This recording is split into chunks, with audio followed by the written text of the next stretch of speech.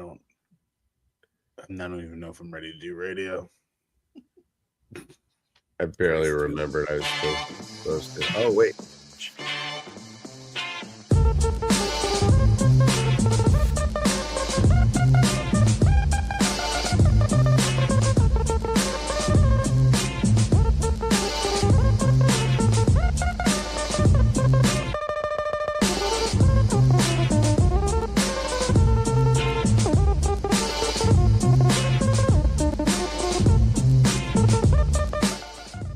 It is 9:30 on a Thursday night, and you're tuned into Beltway Radio and Beyond, which can mean one and only thing, that this is ChipChat. Welcome to ChipChat, everybody. I'm Chip. Who are you, Tez? You just told him, buddy. Oh, man, we're back. We are back. It's this has been a long. We took a long little summer break there. I love that we had a summer break before the actual summer break. Yeah, then there'll be a summer break. There'll be another summer. Then it'll be football season. Yeah, welcome back. I haven't seen you in a while. I know I haven't seen you in a long time. Thanks, man. I appreciate it. I feel good. I've taken some time off. You see this? What I got here? Growing on my face. That's your World Cup beard? Yep. This is now my playoff beard because, in the same way that like in hockey, right, you can't cut your beard until you get knocked out. So because we keep winning, I'm still growing, which is not great on 105 day today. But I don't know. I'm in my favorite part of the World Cup festivities, where not only is my air quotes beloved England moving on, but also the Americans are also moving on. And I always root for this so hard, because then what I'm really rooting for is the actual collapse of both of these teams as the closer it gets there. And yeah, I know that makes me a terrible person, because everyone's always confused. I'm like, do you root for England? I'm like, yeah, I guess I do root for them to get close enough to lose. Yeah, I root for England to have hope and have it dashed, only because I can't imagine, and I hope I never have to experience a world where they get to finally say it came home. I know, right? Exactly. It will be the most insufferable. If you lived through the era where Boston all of a sudden got good at sports, right? The Red Sox broke a 100-year curse. The Celtics broke this drought that existed since Larry Bird left. And the Bruins, they started to win. They won a couple of cups. And, of course, Tom Brady won all those. There was a time when it was impossible to deal with people from Boston, more than usual. I mean, they're already nearly the worst kind of people there are. But I get along with them all. I don't know why. It says something about me. I get along with all the worst people. You and Don Jr. would be best friends. It's so weird. I get along with some people from Boston. Happy Boston fans are the worst people on the planet. Yeah, I went last year. It was the Nats played them on July 4th, which I didn't think there could be a hotter day than that, and it will come on Saturday. Yeah. But I was there. They played the Red Sox, and I was there with a bunch of Boston fans. I didn't sit with them. I went to see them. And they were mad. One person got kicked out. Like, it was I left and went back to my seat. I was like, all right, so good to see everybody. I'm not sitting over here in the sun with you because it's turning you all into demons. Well, they don't need to be turned into demons, but the thing is that like, if you could imagine that supercharged by like all of the pretension of the British world empire. Yeah, of a empire conditioned by empire, who have lived through the fall of that empire, who have dealt with it so poorly that they Brexited and like chopped off their own nose to teach the world a lesson about them being. I one of these days I should do some preparation to actually do a deep dive of how bad it is currently in England in general. The economy sucks. The people and like there are outside of London, like look, because I know people that's so huge, like a city and things are still driven there, but like surrounding areas, you start expanding out from there. It's terrible. The northern sections, the Midlands are in bad shape, and it's like it's across the country. I'm turning on this. Maybe they need this. I don't know if it's not going to be this one, but maybe they need a World Cup win to restart the engine. I don't know if we want to economically advance. It doesn't. It doesn't. It's more like no, because then you have nation pride and the nation state pride of that. It's not going to get them back into Europe. No, but you know, it might. You never know. It might force people to have some different ideas. Maybe they'll oust another prime minister. Yeah, maybe they'll get a new lettuce. Not to get another lettuce. Yeah, to the larger point, if they do ever achieve this, there's nothing that can be said. But who I wanted to win Senegal is out, so I don't know now. It's getting tricky for me. Mexico. So, look, it's going to be tough to beat France. They look really clearly. So yes, we're all just playing for a chance to get bulldozed by France. Because again, colonialism strikes again. Hey, banh mi sandwiches and Kylian Mbappe. There's lots of good things about colonialism. A lot of good things. But yeah, no, World Cup. Many people are saying that it's the best way to do things. I mean, the other thing that you could, like, if you're going for story, America winning it on 250 is crazy. No.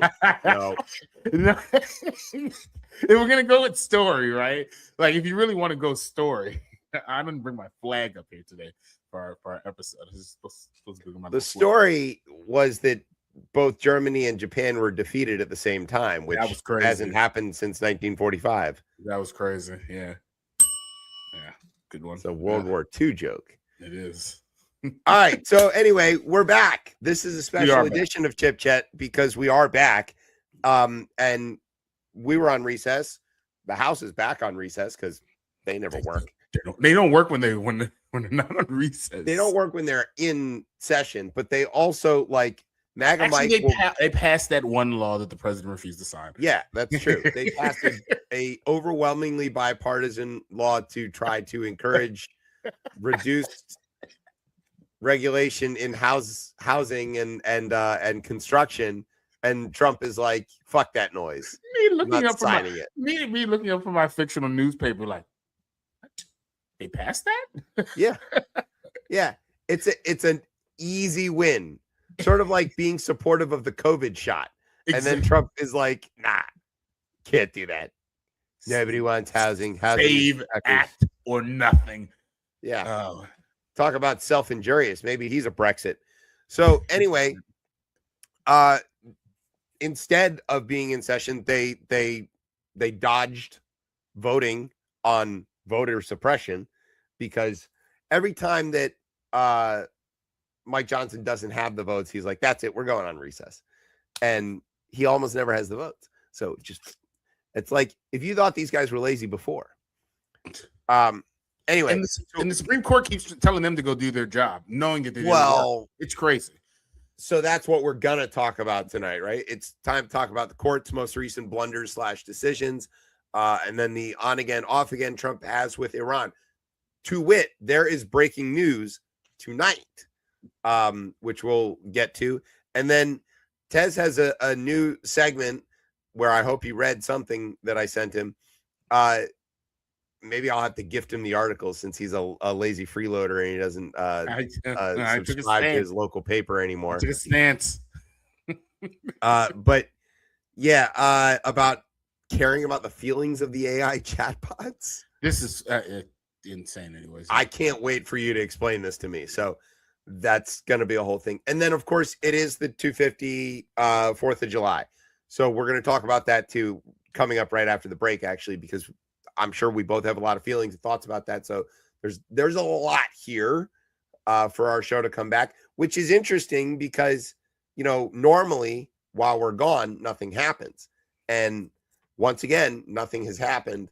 But many things that didn't happen, we're going to talk about. So that's the story. Yeah. Okay. We have a new mayor. Not quite yet. That's gonna happen. Come on now. What are you talking about? You have a party selected designee. Okay. Yeah. All right. We can talk about future mayor Louis George. Exactly. You make it sound like there's gonna be some random candidate that's gonna come out and run. No, I think there's risks, not to her winning the election, but maybe to her being seated. That's fine. That's good. That's the the new Congress doesn't get seated until March after the Supreme Court has to step in. Like, it's fine. I'm already prepped for all of this. It's okay, everybody. I know when this. I already know it's gonna be a bloodbath in November, and they won't seat them. It'll be fine. People will fight. It'll go to the Supreme Court. The Supreme Court will seat them. And then what? What do you, I mean? Or violence. Pick one. Yeah. There you go. Right. Okay. Anyway, I didn't even bother to write that whole part, the next part. But do you have a word? Oh God. Do I have a word? Yeah, I've got a word. Yeah, I've got a word. You ready? Yep. So sit back, grab some explosives. It's reflecting pool time. You're listening to the best show, the only show, Chip Chat on Beltway Radio and beyond. Sweeps, you vandals.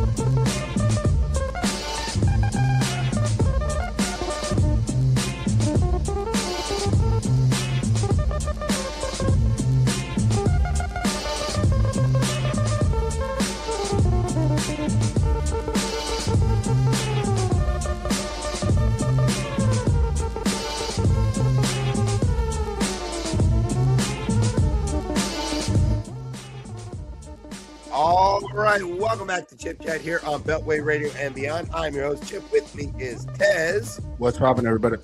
All right, so today is the 2nd of July. That's the only month where Americans call the dates in the order that the rest of the world does, right? For whatever reason.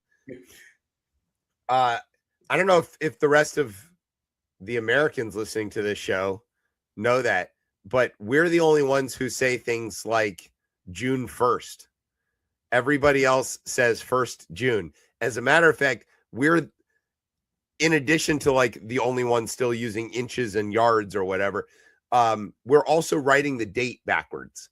And we're also the only ones using 12-hour clocks. The whole rest of the world's on 24-hour clocks.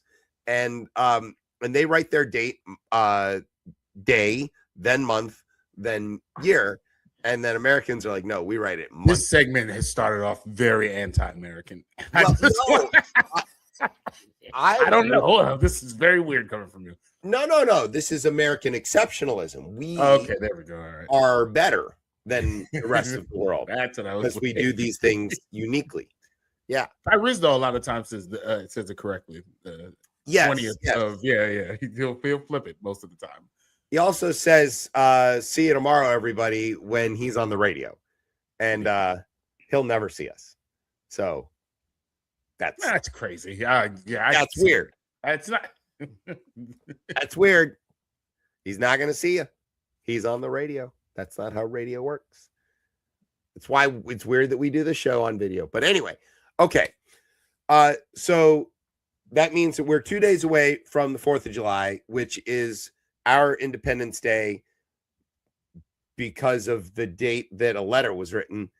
There was a great big war that had to happen then for several years after that letter was written in 1776. But regardless, that's the date, right? And because it is 2026, that means that it is the 250th anniversary of the Declaration of Independence.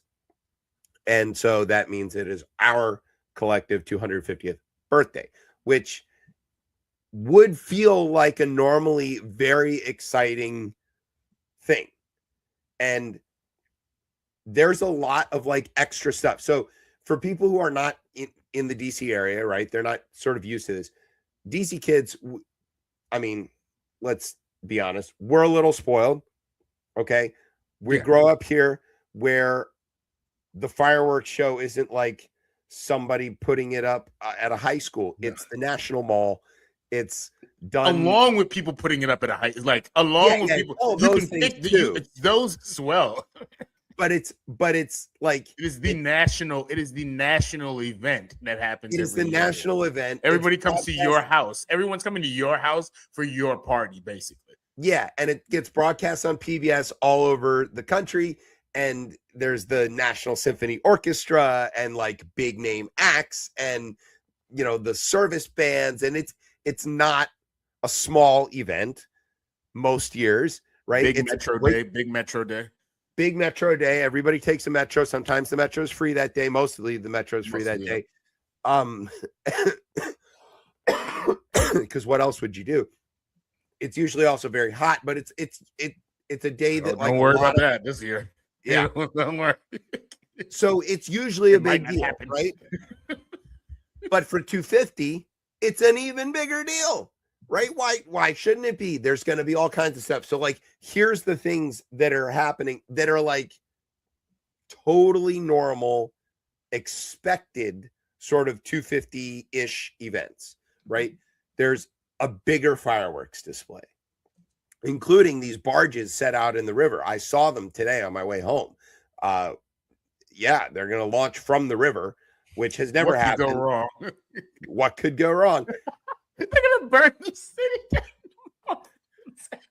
I just need to point out to people who maybe again aren't from here that the Potomac, north of the fort or like upstream of the 14th Street Bridge, it's not exactly the widest part of the river.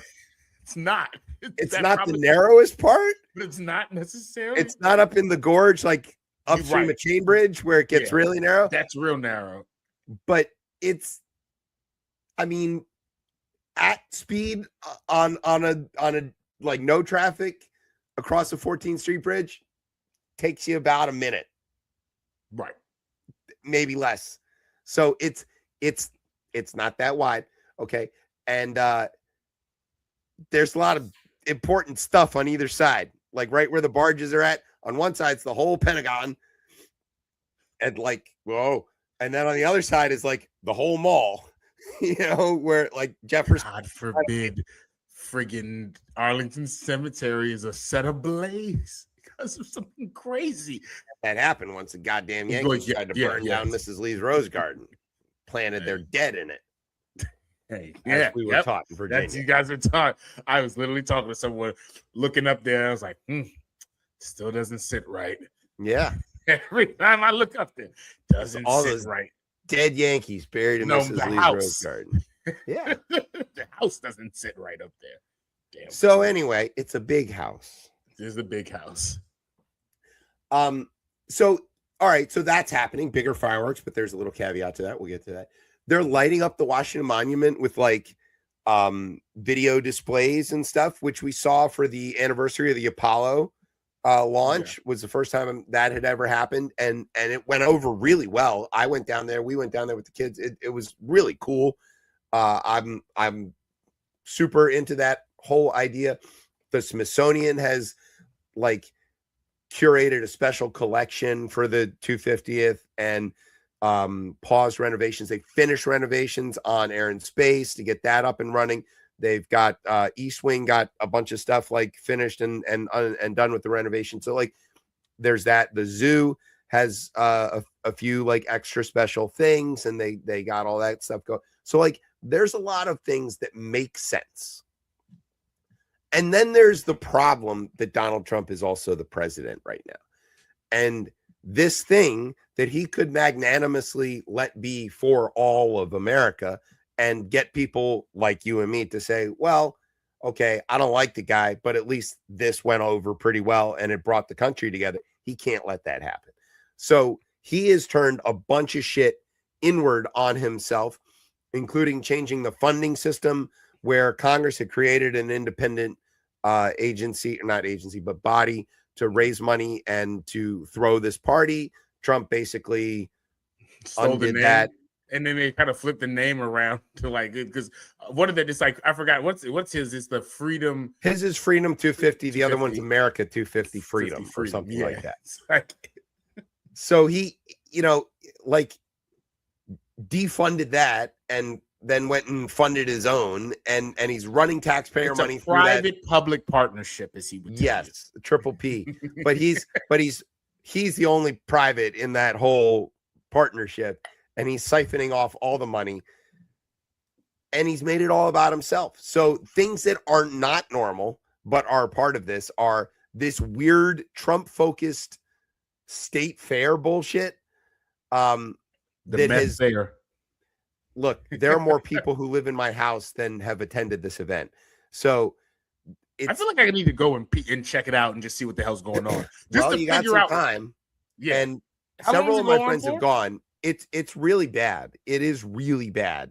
I should go do some live reporting from down there. Yes, you should. Many people are doing that. In fact, I think the majority of attendees are people who are going there to show off how few people there are. Okay, all right. That's interesting. The Secretary of Agriculture gave a speech today to 3 people. Not today, yesterday, to 3 people. And had to, sort of pretend that there was a large crowd. I'm going to stick out like a sore thumb down there. You will look like the staff. Oh, wow. Okay. Gotcha. Okay. Yeah. Well, you know what? That's a really good way I can just maneuver without actually better. Works better than. So, and the event's weird. We're not going to go into exactly all of the weird. Well, we're going to talk about it a little bit, but, so that's weird. And then Trump's got all these, there's flyovers. I saw it today in my house. I saw it today. Yeah. I saw it today. It was a warm up for it. That's cool. Okay. I don't care who you are. That's cool. I was outside working. I think people should be warned. Like there used to be a time when these happened that you would get a warning alert. They sent out a warning. They did. I didn't get. It should be more it should be like a damn Amber Alert, friends. At this point, well, you need to get on the email chain. Yeah, but I feel like there was a time where I would see days prior. Clearly, this administration doesn't care about giving people alerts about flyovers. But yes, there was a flyover today. I see one at Nats Park. The one that happened maybe a week and a half ago. There was another one which was again. I was like, well, this is the bottom of the 4th. Why would they be flying over? Oh, this is just some 250 shit. It took me a second to click. So yeah, and up in Baltimore during the game, they had a couple of flyovers because the Red Arrows were in town. Yes, I heard. I heard a lot of. And then the Blue Angels were there, and they were doing stuff. So I happened to be working on a roof today in the 100 million degree heat, and miserable, not succeeding at what I was after, and all of a sudden. And I'm like, oh shit, the Thunderbirds. That's cool. And the only place in the world that hears that sound over their city and says that's cool. Yeah. Because everywhere else says, oh God, death is near when they hear that sound. Yeah, in America, we have no idea that is we hear that and we look like, oh, cool plane. Everybody else in the world, when they hear that sound, is like, oh, it's over with. It's done. F-16s, oh God. Yeah. So, but airplane nerd Chip was like, yo, that's cool. And I had a good time up there on the roof. And all right, so that's cool, right? That's cool. All this is getting around to this question, which is it okay to celebrate this? And there's a lot of question around that on a regular 4th of July. Yeah, I was going to say, good place to start, right? On a regular 4th of July. here's the thing that white America is totally unaware of. White America is like, oh, the 4th of July. Of course, it's a holiday. Everybody's going to have a great time. They're going to barbecue. They're going to, be grateful for their freedom if they even think of it at all. They're going to have mattress sales, and then there's going to be fireworks, and we're all going to have a great time. And white America is like, this is a great holiday. There's no conflict. There's no question. This is a unifying day. Everybody can get behind it. And when they find out that for Indigenous America or for Black America, the Declaration of Independence for Indigenous people is insane. Like, it's written. It calls them savages. When you go like, what do you mean you don't love the 4th of July? Your Black friends are like, and your white friends are just utterly confused. They're like, what? So Tez, NPR tried to help folks that one year, and they played "What Is the 4th of July" to the slave from Frederick Douglass. So what is explain the mixed emotion of the 4th, and then specifically this mixed emotion for you or for Black America in general to the white audience, of which there are maybe 2 or 3. I hear. Right. I think specifically, I still go to the indigenous folk of this country. Like, in this initial document that's created, right? It's basically like, right, a large part of this, right? One, obviously, we know the slavery piece and keeping slavery intact is a piece of this, but there are other parts as well, right? Because we always talk about like the yoke of the king and taxation, right? But also it's like, hey, the king is like, yo, we can't afford to keep fucking fighting your wars against the fucking Indians, man. Stop going west, okay? Stops here. It stops here, right? And they're like, fuck with that. Like, and these are some of the other parts I don't think that we talk a lot about of like, all right, how do we get to this independence, right, for America? But yeah, for indigenous folks, I just don't know. Like, yeah, I could just see them just being completely like, it was, I mean, almost akin to like what we see as Thanksgiving, asking them about like, yeah, yeah, great, yeah, sure, that's awesome for us. But I think specifically for Black folk, and I see it obviously from a unique specific area. I mean, because you're British. Yeah, for all intents and purposes, though, I am a Black American. Like, if I get pulled, like I was telling someone the other day, I was like, if I get pulled over in a car, like by the cops, like, all right, yeah, you're not going to be able to flip the accent. Gonna be like, oh, yeah, I'm British. No. So yeah, I find that, Black Americans, for the most part, as I've experienced it, don't really always wrap themselves in the flag the same way I've seen white folks in America do 4th of July. So it's more kind of like, one, it's a fucking day off, right? So like, shit, like, yeah, we should just celebrate that as just like labor in this country, right? It's a day off, right? Unless you're retail, in which case it's a day of extra work, but it's extra work, but time and a half. Depending on where not you live. Retail. I was gonna say no. Depends on what your retail. Depends on the state, maybe, but yeah, okay. Yeah. But you use that time to bond with your family, and like obviously there's a huge sense of community. I've always found even like when it comes to firework displays, yeah, the National Mall is always what takes it, but what's happening in the neighborhoods, I'm not going to speak for obviously DC, but like what's happening in the neighborhoods is actually some of the more like, and I know people despise it. And people back in the day despised it, even when DC was like just super Black, right? But because like it's just loud. But now, obviously, when you have these different demographics all together and they have no concept of this. White people with dogs. White people with dogs. All right. It's not just them. About fireworks. It's not just them, though. It's almost anybody who comes into the area. They find the fireworks because it starts from basically like Juneteenth through like, yeah, the middle, maybe July.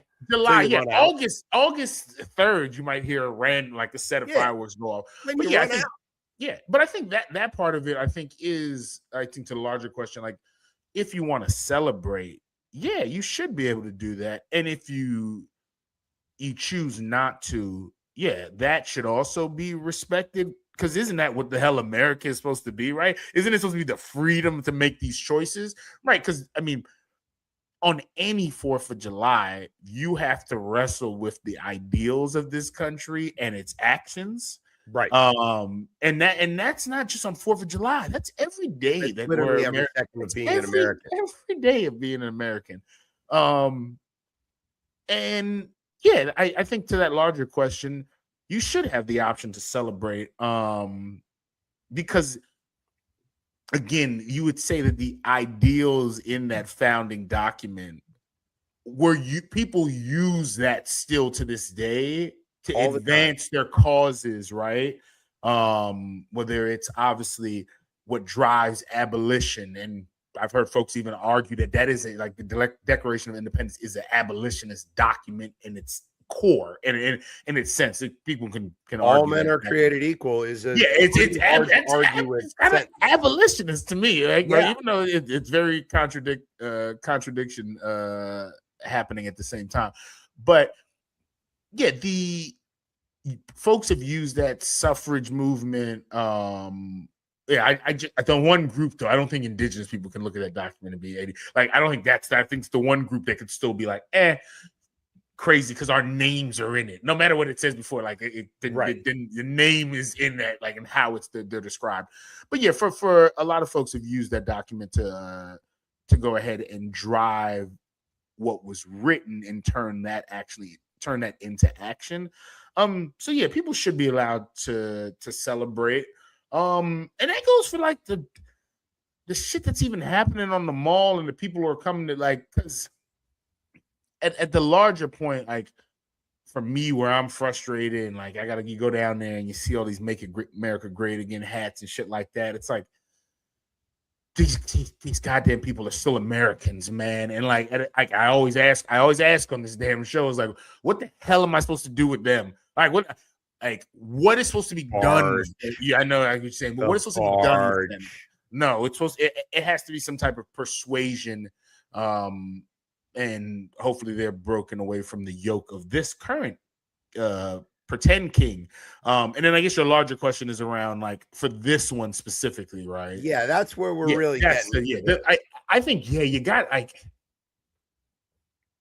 the question really should be towards white folk right now, right? And be like, do y'all support, like, for everyone who you said prior, right? For the folks you mentioned that, like, oh, they have no idea. They just think of this holiday as like, oh, my country's great. Like, you have been able to see over the last a year and a half at this point of tremendous shifts in everything that you say you believe in when you celebrate this holiday. And these shifts, again, aren't just happening. They're happening to, obviously, they've been happening to Black and brown people, right? And it's at a heightened alert now. Right, but it's new to the white folks. It's new, but I was like, they were shooting white people, man. They were shooting white folks, man. So, like, that was a state-sponsored violence against white people. So, or doing something that was constitutionally protected. Yeah. So then you got to start. That is those are the individuals. And I know there's been a lot of radio programming around folks calling in and like asking, like, are you celebrating? And you can hear the despair in a lot of people's voices where they're finally having to come to grips with things that many folks, specifically like Black folk in this country and like any immigrant that's been here over years, like, they're finally having to come to grips with, like, oh, this shit is an idea, right? This is like, it's not fully solid. Solid. Yeah, it is. So, right, on a good day, one of the challenges of being an American, Black, brown, white, whatever, with any understanding of history, is how to reconcile all of these things. And it's not, you're under no like requirement to do that.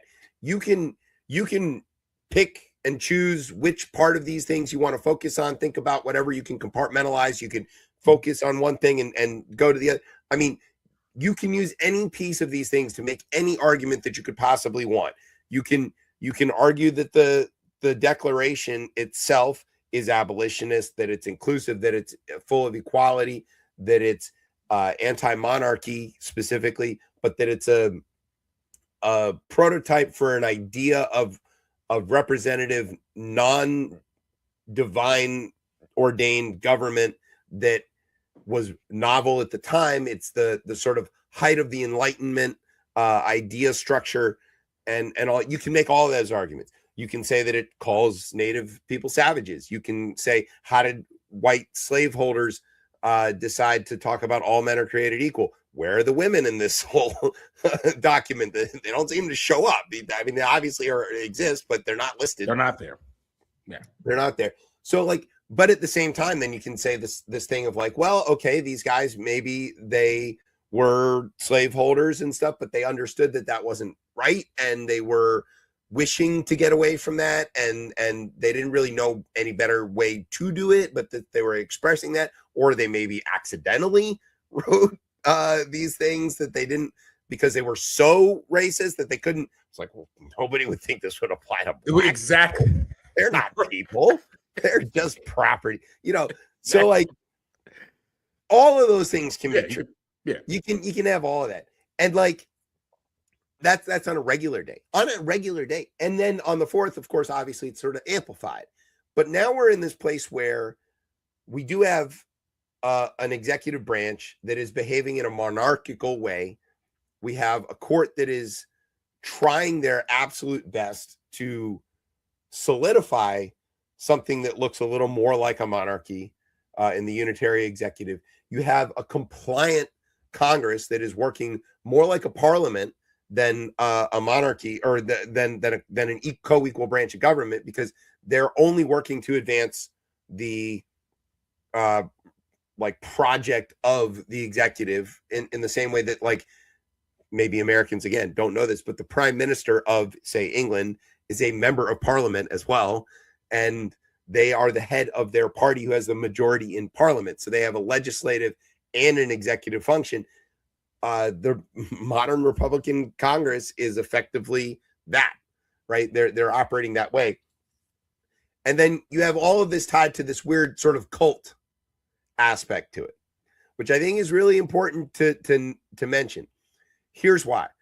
There was a story today on the radio about the cryptocurrencies, and that Trump has been a part of, and how much money he has made, which is an ungodly amount. Over $1 billion he made in crypto alone on quote unquote investments. And let's not call these things investments, but on these things that people paid money for that lost money. And the people who bought them overwhelmingly got absolutely washed, like lost everything, and still overwhelmingly support the president. And that is a very weird thing, because for the longest time in America, politics ended at your wallet, right?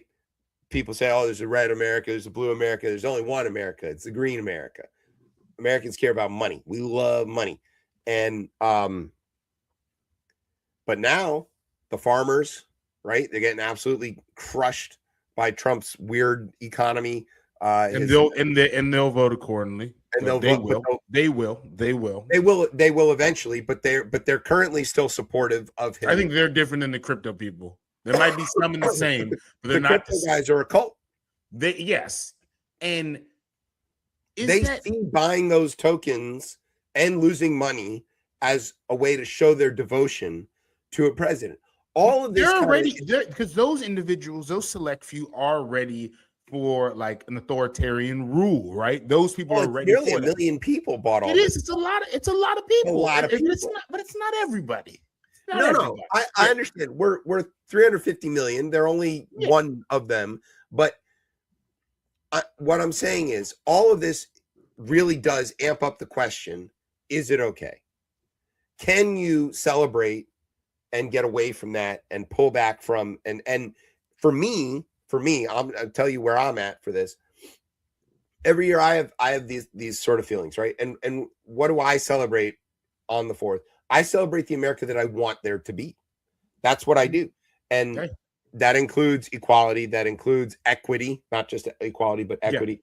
That includes like listening to Hamilton at crazy volumes, playing protest music from the 60s or whatever. Like, whatever your way of sort of feeling good about the situation is cool, but it's personal and it's complicated and it's not homogeneous and it is really difficult for everybody to deal with. So is it okay? Sure. Is it okay to hate it? Sure. That's fine too. That's the most American thing you can be, is individual and free to make your own decisions. And I think the challenge I would give everybody, again, who does continue to like, because I challenge myself with this, is, all right, we dislike what's happening. And I know that we'll talk about this in the story because I found this story very impactful and inspiring around what's happening in South Carolina. But if you dislike it, what is the small part that you are able to try to like affect, right? Because I do think in order, we all benefit from some, like from all the fuckery that this country has. While we're here, most of us do benefit from certain things. A lot of people aren't getting, but there are things that we benefit from it. So like, is there still the commitment to this idea to make it better? And I think I always find that American people always are, like, they still are committed to that. I find that specifically. It's not in the Declaration, that's in the Constitution, but it does talk about that, of a more perfect union. That's not a baked cake. That is we're in the middle of making the batter. We're still doing that. But right. Like for like celebrating, like, because you're still celebrating the nation, and this is the birth of the nation, right? So yeah, oh God, yeah. Iffy. Jesus Christ. Damn. Go celebrate how the fuck you want. I'm sorry. All right, let's move on. The state fair thing is weird. We talked about that briefly. It's also like chintzy. Go look at the videos. I don't know what I've seen else a few of them. It's yeah. You think? I mean, the problem is he's treating this like he treats his hotels, right? Or it's maybe all veneer. It's all veneer. But my thing is, like, if he wasn't doing all this other shit, I would expect him to be able to do this well, actually. Yeah. I would actually, I mean, like, if you just, to your point earlier, didn't alienate every fucking person in the goddamn country, like, even your own, like, people who were riding for you when you were elected, like, maybe this could, because this is kind of crazy that we'll always have to think back to 250. It's like, but maybe this is the reflection that we don't need, though. Maybe this is. That's a very lofty way of looking at it. Maybe this is it. Maybe this is the reflection that's like, oh, this is what America is, right? See, and yeah, goes to philosophy club. I'm just saying, talking about lofty ideas. And I'm not saying lofty idea. Look, the Declaration of Independence is a lofty idea. No, okay, but no, we're not about to like self-reflect. That's not. Didn't you listen to everything else about Americans? We don't do that. But that's a problem, and yes. I don't know. Going all right over the next 250, what needs to happen, right? There's a few things clearly, right? Like, you're like 250. What do you mean? Like, well, let's get to that question. Yeah. Okay. Yeah. Because you can make the case that in the last 250, we have come a long way. Huge. We have come a really long way. And there's lots of things that they're still upholding the 14th Amendment 150 years later. Right. Still upholding it. There's certain things that still need to happen. Lots of things that still need to happen. But we're still doing pretty good. We've made progress on a lot of things. We're still currently, but only by a little bit, where most of the world still turns to look for their guidance, but that's hanging by a thread. But to your question, has Trump, and I'm going to read this exactly the way I wrote it. Has Trump tried to put his taint on all of this stuff? And I wrote it that way on purpose. Yes. It's a dual meaning. It's a very crazy way to write it. Yes. Yes, he's done that. And we knew he was going to do that regardless. Like, yeah, so the question is Trump down in America? I mean, it's just that's a funny way to say that. Trump Donald America. Is Donald Trump America of the two-system party? I know that is up there. That is 1A and 1B. But yeah, is So, Donald like, Trump America? at 254, are we gonna have to redo this and be like, all right, let's do the real one where it's not partisan or like, cult organized? No, that's the problem. I think to your earlier point about us not reflecting, and until like that's the only time you become a proper country. Like, most countries who go through atrocities, right? The ones that don't reflect, they continuously like have it undergirds everything that's happening in the nation still. And we can say specifically here the way, like, again, going back to how we like ignored the Civil War, right? At the end of that, right? We saw what that continued. Like, we've ignored COVID for like we never had a national reckoning on that at No. all, right? Like no one like where people today like those, and the problem is Or we've done January that. 6th for that matter. January I would 6th put for that that in the matter. same category. Like, is it gonna? Will we in 10 years have a remember? Like, will that become? I don't know, but it does.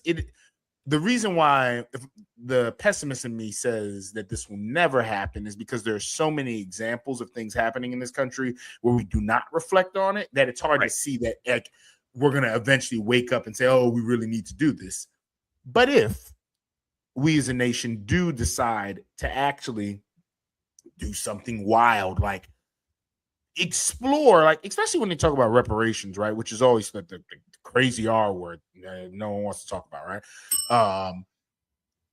That even the study of it and the reflection, which that's what a lot of folks, everybody's talking about getting. We can't have reflections anymore because it's all covered in Oh, algae. well, that's true. That's another good point. But yeah, I mean, just whether it's that, whether it's again treatment of the Japanese, and I think we probably that's actually something I think that actually has There was an apology. Done. There was an apology for that, right? Because and now I mean, again, this makes folks more frustrated. But if we do ever decide to have a national reflection on some of the things that have happened specifically over the last 10 years, maybe we could be better off. Maybe. But that's like what pie in the sky. Well, so this gets us to the favorite Tez quote of all time. This is a young country? Is this a young country at 250 years? Is this a young country? Yeah. And what do you mean when you say that? I mean, everything is still in front of it, right?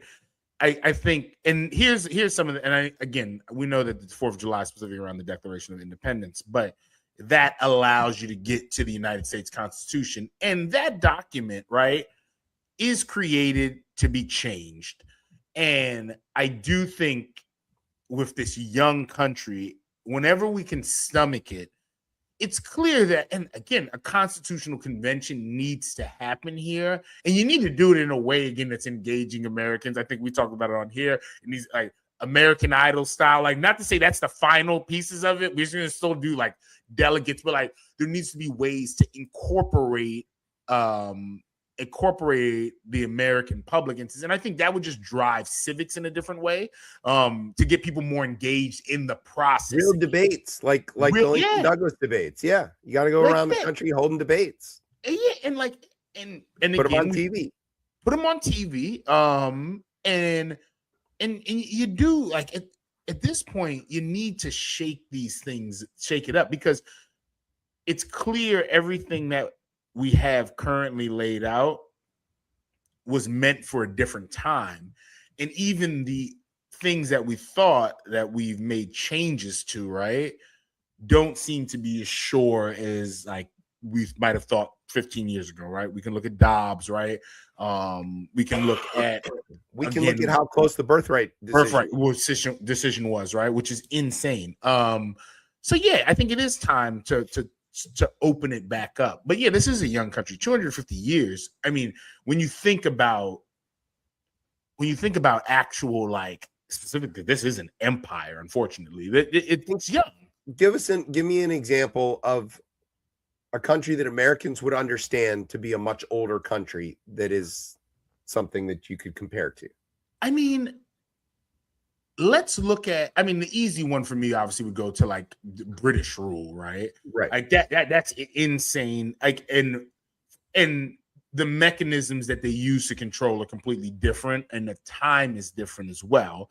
But again, for a long time, I mean, even if you start looking back at old, like, and I know this might be hard for folks to kind of digest, but if you look at like older civilizations, right? If you look at things that have stood the test of time, like some of these dynasties in China, right? If you look at like are thousands of years. Thousands of years, man. Like, or what is it? This Sumerians. It's like, and I know that's crazy. Like, some of these things are ancient and they lasted thousands of years. Yeah. Like 250 years comparatively. You just want to count back with England to like the continuous line to the monarch now. Yeah, that's going to be back to Henry VIII. Okay, right? Yep. It's more or less a straight line from Henry VIII to now is several hundreds of years. Yeah, exactly. It goes to the 1400s. Yeah, so 250. I think here's the difference. What has been accomplished in this country in 250 years, I think, is there's no parallel to that. Right. It's I don't think that like there's, and whether you include like technology, things like, but what was able to change in 250 here, everyone will look at like, however, like again, because we're all here. Let this continue on in some form, in a better way, maybe not the same way that it is now, but in a better way for 1,000, 2,000 years now. Let's continue to perfect this, right? But if it ended tomorrow, historians would look back on it and be like, well, one, they would know why it ended, and I think it goes back to us not reflecting on our actual nation's history. But two, they'll be like, they didn't even reflect on a lot of these things, but during those 250, they did these crazy things. Like, I mean, I'm American, yeah, 2.5 centuries have been the most rapid advancement in human history for a long time. Maybe not ever, but certainly it's not like the invention of agriculture or something. Yeah, but that's yeah. it's up there, and it is profound and different. Yeah, if you go talk to somebody in Afghanistan about 250 years, they're going to look at you like you're crazy. You're talking to somebody who is living the same way that their civilization has operated for several thousands of years. If you ask the Persians about 250 years, they're like, guy, we live in a house that's older than that. Like, what are you talking about?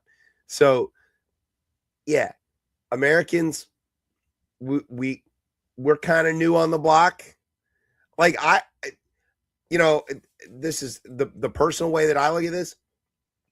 When I went to Ireland, it's the only place I've ever been with like old stuff. I haven't really left this country very many times. Most of it's been in the Western Hemisphere.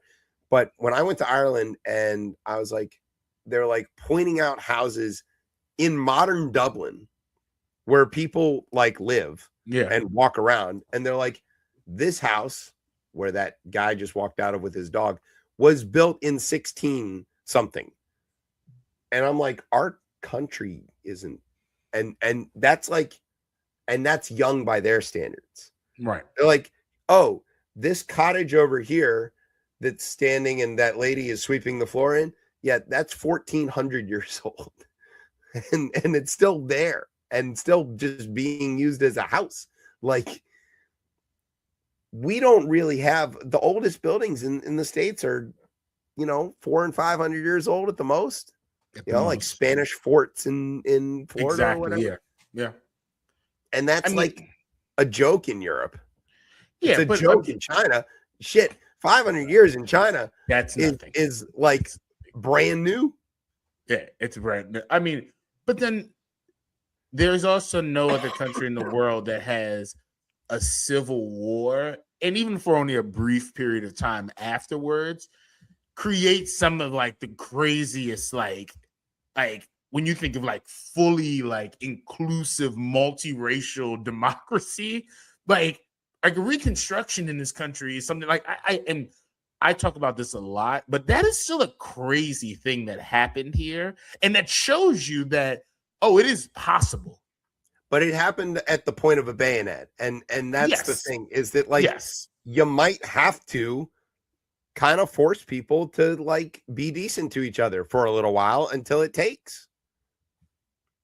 You always tell me not to be that, but when I become benevolent dictator in ChipChatistan, one of the things, which we're still working on the GoFundMe, one of the things that is going to be like a core tenet of ChipChatistan is going to be, y'all need to be nice to each other or else, and that's it. Like, fucking be nice, God damn it. It shouldn't be that hard, but it's gonna be. It's gonna be like, you're gonna be civil to each other and treat each other with respect, or I'm gonna make it really miserable for you. Like, it should be that. It should be that. You only have one kid. You don't know. The bayonets. Remember, the bayonets were just out there to allow everybody to go and voice their and express their opinion through the franchise. No one was down there, because no one was down there telling those good old white folk who lost the war that they couldn't participate anymore. You can participate. You can vote for whoever you want to vote for. But these nice black people are going to come in and they're going to vote for who they want to vote for. So it was, yes, I agree with you. Yes, it was done with the military being there. If it had lasted longer, maybe they would have just got so used to it that they wouldn't need the bayonets anymore. Compromises, They would have discovered football, and all of a sudden there would have been a reason for racial harmony. Look, man. Look, gotta have look at compromises. Georgia didn't redistrict because Kirby Smart wants to win the SEC. Yeah, I'm just saying. It ain't stupid. Ain't nobody gonna go to Tuscaloosa when they could go to Athens and vote. Good point. That's a good point. Let's just be honest about that. All right. Now that we've talked about our young country for a good while, why don't we take a break? When we come back, we're going to talk about an old country that our young country is at war with. Super old. Got like the wildest shit going on. This is like the beginning of civilization, actually. They've been around a while. Basically. Yes, they've had a couple of different names, but it's most they have a couple of names in the same area. But so we're going to talk about that. We'll be right back. You're listening to Chip Chat on Beltway Radio and beyond. Sweet.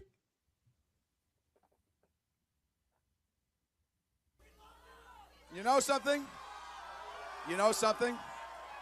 If you had told us 1 year ago that we were going to come in third in Iowa, we would have given anything for that.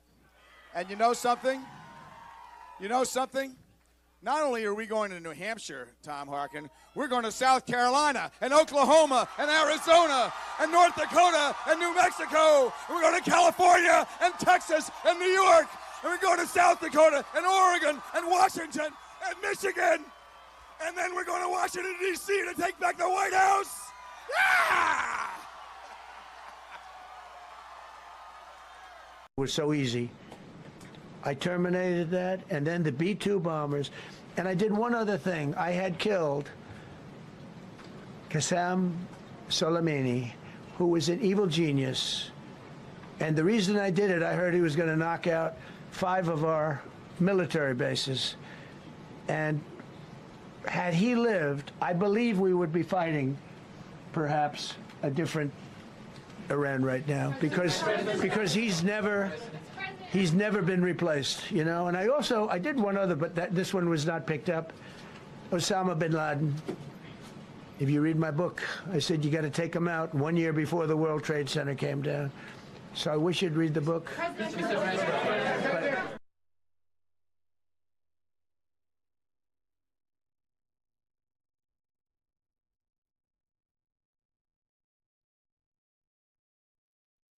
All right, welcome back to Chip here. Did you read a book? I did not read any books. I don't read books. That's for nerds. Welcome back to Chip Chat. I'm Chip. Here's our nerd, Tez. What's up, everybody? Tez reads books. I do. What do I have here? That 1,000 people, more than 1,000 people are dead due to extreme heat in Europe. Yeah. It's kind of crazy. They don't have air conditioning because they're lazy and French. No, y'all. We're in the sixth extinction level event that's happening on Earth right now, everyone. And I know everyone's gonna look at me crazy, but yeah, I'm back in on my actual TED Talks and the climate, because it's kind of crazy. Everybody, as somebody who literally lives that life and is out in it and was like dealing with that, yeah, let me tell you, it's very difficult to evaporate water when the humidity is 75% and it's 104 degrees outside. Look at these dead ass birds. Yeah. Yeah. And this shit didn't used to happen. I can tell you. This is not normal. I've been doing air conditioning for 25 years and I had never seen anything like this. And guess what next summer is going to be? Much worse. The hottest summer on record. Yet. To just end every year. How is that something? When does it cease to be like? Can you continuously say that? It's a hoax. It's not real. It's not real. Yeah. Just like how the reflecting pool is fine, and it's because that guy with the canoe gashed it with a box cutter. I believe him. I believe Speaking of fireworks, they're going off outside my door, by the way. Awesome. There we go. Happy for him. I believe that guy. He saw a piece of paint and he's like, "What the hell is this?" And he picked it up. I believe him. Oh yeah, he's going to beat the charge. It's we can add it to Piro's losses. Yeah. God. All right. Let's talk about the war. Now, you'd be fair to say which one? Which war? There are a lot of wars. First, many wars. First, we warred Venezuela, and then we sent an earthquake after them to finish the job. Hey, be careful. Easy. We don't want to add anything. We need those baseball players. When he says we, he means America. Yeah. Too many rabbit holes to go down. Okay. We're talking about the Iran war, which is still going on, despite how many times Trump says that he's won it and that it's over. There's a ceasefire, we have a list of things that we wanted to talk about. We want to talk about the things that at the time we wrote the show.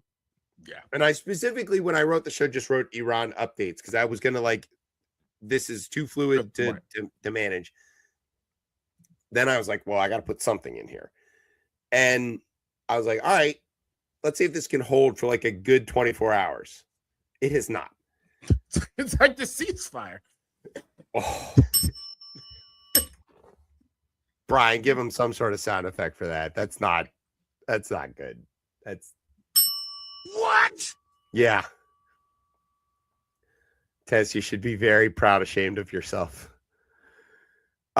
Okay. Speaking of ceasefire, there is a ceasefire on paper that doesn't exist. That is supposed to be to allow for negotiations between the president's golf buddy and his son-in-law. Yeah, there they are. Steve Witkoff looking like he just saw himself in a mirror, and Jared Kushner discovering this is how humans gaze. And then various Iranians who are led by the speaker of Iran's parliament, whose name is Ghalibaf, and the foreign minister whose name is Araghchi, and Arachi, sorry. And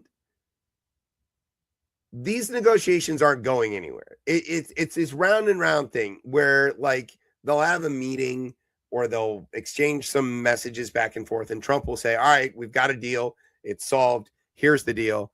And then the Iranians will be like, that's not even close. We never agreed to any of that. That's total bullshit. And then Trump will be like, that's it. I'm going to flatten your country and send you back to the Stone Age. And the Iranians would be like, fine. You haven't managed to yet. And magical call comes in from Pakistan or the Qataris. Right. And then they're like, all right, we're going to talk about it again. And then and in the meantime, they fire some rockets and drones and shoot at some ships, and Trump declares the war over and then has to explain how it's not over. And then just tells reporters, shut up, piggy, or whatever. And then it's been bad. All right. In the middle of this, one of the things that the Iranians are pretty dead set on is the Israelis need to get the fuck out of Lebanon and stop killing everybody over there, because they're doing that. And the Israelis, who are not part of these negotiations, are fuck you guys. We're going to do whatever we want. And what's new? What's new? Yeah. Did you not see that we blew up the pagers of the people we don't like? Like, you can't tell us what to do. And so then the new dynamic here is that publicly we find out, and Trump admits to, he calls Bibi and he's like, yo, Bibi, you're fucking crazy. Knock it the fuck off. You're making my life hard, which is fair. I would love to tell Bibi that too. I agree with Donald Trump. I agree. You, Benjamin Netanyahu, are fucking up everything for everybody. Stop that shit and get back in your jail cell where you belong. Soon but here's what we found out. This is breaking from the Washington Post.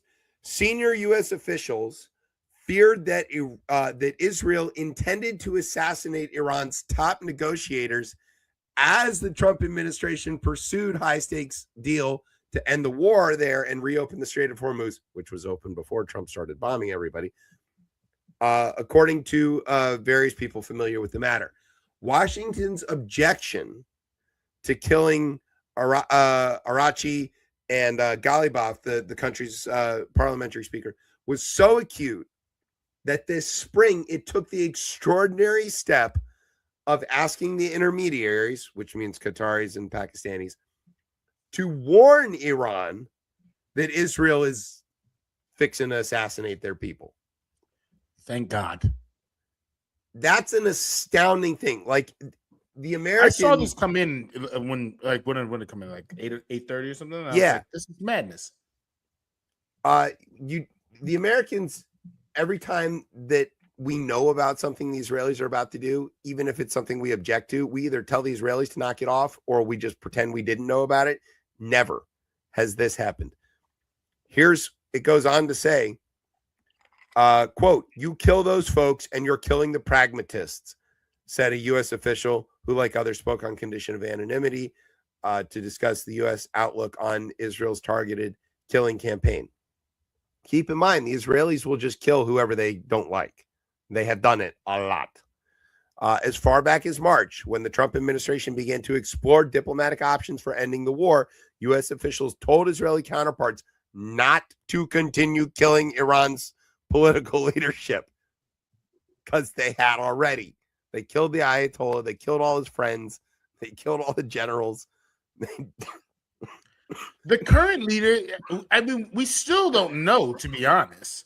Like, and I think some of this, like, he was hurt as well too, like in inside the first wave of strikes that happened. So the current Ayatollah, current supreme leader, Mushtaba Khamenei, is the son of the previous guy. He was badly injured in the strike that killed his father. So this he's in solitary confinement since the shit started. Like, and nobody's seen him, right? Yeah, and for a long time, none of the leaders would pop up. They just issued statements and then stayed underground because they were afraid these guys would kill him. This is also why these damn negotiations aren't going the way they should happen, because you're sending friggin' ravens to messages to this guy because you can't send any other communications to him. Yeah, that's a problem too. Unless you think the Revolutionary Guard is the one making all these decisions. I don't necessarily. I think so, but I think sort of more to the point is that there's zero trust here between anybody. I wouldn't trust the Trump administration with anything, and I certainly wouldn't trust the Iranians with anything. But there's two things there's two parties who they really can't trust: the Israelis. Yeah, right. Oh no, let's add them to the list. It's got three groups of people telling a story where they're all liars. Yeah, everybody's a liar. Yeah, they're all liars. They're all bullshit. And right, but two parties have, I think, a similar objective of the reasoning of why they want to end the war, and obviously money. Yeah, exactly. Yeah, well, and back to the idea. And it's not the Israelis, damn it. Let me put that out there as well too. It's not them. It's the Americans and it's the Iranians. It's the Americans. Just to put that out there to be very specific. Yes. Right. the Americans and the Iranians are both looking for a way to put everything back to how it was before Trump bombed everything and both save face. Because before, everything was working for both of them. Everything's working. and Trump broke it. And he didn't have to break it, but he got dog walked into That's it. what we're gonna. There you go. Exactly. By the Israelis. Exactly. And everybody, and I think both of those parties are like, damn, okay, we're here now. I got a midterm coming up that I'm about to get slaughtered in. We got an economy that is literally like the Iranian economy was already in dire straits. You've obliterated it at this point, and we have Dire Straits of Hormuz. God, that's good. That's my. Oh God, I need to post. Somebody should throw us off the air. Right. All right. So, but to that end, the negotiations, where were they? The Iran's top negotiator told their state TV that they're ready to go to war if the Americans don't fulfill their commitments. Ready. I mean, they're like, whatever, like everyone's at war now.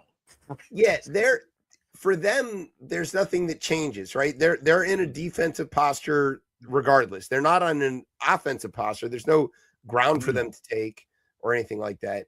Their position, even in an active conflict, is one of like retaliation. It's not one of belligerence. So they're just gonna like hang back, wait for the Americans to shoot, and then shoot back at them, or shoot at the Kuwaitis, or shoot at Bahrain, or whatever. Iran and U.S. officials have traveled to Qatar, but aren't expected to hold any direct talks. That was earlier this week. They passed each other. They didn't actually meet, but they were in the same place within a few hours of each other. So it's like, which is really stupid and very juvenile, if you ask me. It's like going to a place, writing a note, and leaving for the other guy to come in and read the note and then write his note and then leave. Like, are we grown-ups, or what is this, third grade? The whole thing. Yeah. Oh, I don't want to dignify them by giving them just go fucking talk to them. I don't want to dignify the car salesman, but I need to buy the car, you know? So it's like, it's not pleasant, but you do it. Get over yourself. Okay. Maybe these guys have never like negotiated anything in their life. The sanctions, the deal, right? That currently there is a thing in place, like the sanctions are lifted. Iran's selling oil at market rate. They're making money when they can move their tankers. And so like already Trump has given them this major gift in this lifeline and strengthened their negotiation position vis-a-vis the Americans for nothing. I mean, he got nothing for it. The strait's still closed. He doesn't have any leverage, and they're now selling oil at full price, which is like triple their income. And I don't know, this guy's supposed to be master negotiator. House tried a little bit to push the war powers and get a vote. Rashida Tlaib tried on that, didn't make it, didn't get through. So we're just stuck. I mean, we're just stuck. But now we're warning the Iranians that the Israelis are trying to kill them. And I'm waiting for Andy Kaufman to just like leap out from behind everywhere and be like, "Ha, I got you." This is the dumbest, maybe most fraught and dangerous way to go through the world. I can't think of like a worse situation here. I mean, there's so many layers to this. It's like, where do you start peeling from? It's like a baklava, right? Layers and layers and layers and layers. When do negotiations get done? Do they get done by the end of the summer? Probably not. No, right? I doubt it. Well, let's just let's use historical precedent as our way to look at this. The JCPOA, which contains all the things in it that Trump now says that he wants in his deal with Iran. And to be clear, whatever Trump says he wants, it's not clear that that's what he actually wants. He might yeah. just be saying something. Who knows? Yeah. But if we take, if we take that to be what he's after, took something like 3 years to negotiate. Yeah, long time. And they kept pushing the deadline out because they were like, we're really close. We've got this deadline. We're not going to hit it. Can we all agree to push it another 2 weeks? Yes, push it another 2 weeks. Like, the U.S. and Iranian negotiators didn't leave Vienna for months to get to that point. And Trump's like, we're going to do it in 60 days. You're not going to do that. Even if you just walk in there and be like, all right, look, we fucked up. Okay. Untear up the JCPOA. We want JCPOA back. Are you guys cool? Can we just forget all this stuff ever happened and just go back to JCPOA? Iran's going to be like, you blew up all of our shit. No, fuck no. And they're not stupid. So no, they're one of the this is a very intelligent regime that we're dealing with, an intelligent, and their whole existence is based on simply outlasting and out existing the U.S. They've been conditioned to this position for 50 years. They're not going to fall for any kind of nonsense. You can't buy them off. You know, they're perfectly willing to let their own people suffer. They don't care. Economies don't matter to them. They think in centuries, not in months. Yeah. And young country America is like, come on, man, let's make a deal now. And the Iranians are like, we'll get there, you know, tomorrow maybe. And and even just the American way of life to them, they look at that as, again, like haram. To be honest, yeah, it's great. Like, yeah, like it's that like. But I do think they're smart enough to the point where they're gonna wait this out. This works for them. So then the larger part happens, right? It all comes back down to elections, right? One, the Israeli population has an important election, I assume, coming up right later this year, right? Yep, they do. Yeah, they do. So they need to go and figure that out, because guess what, everybody, y'all are on a collision course to becoming a pariah state. Like, yeah, I think they've already hit it.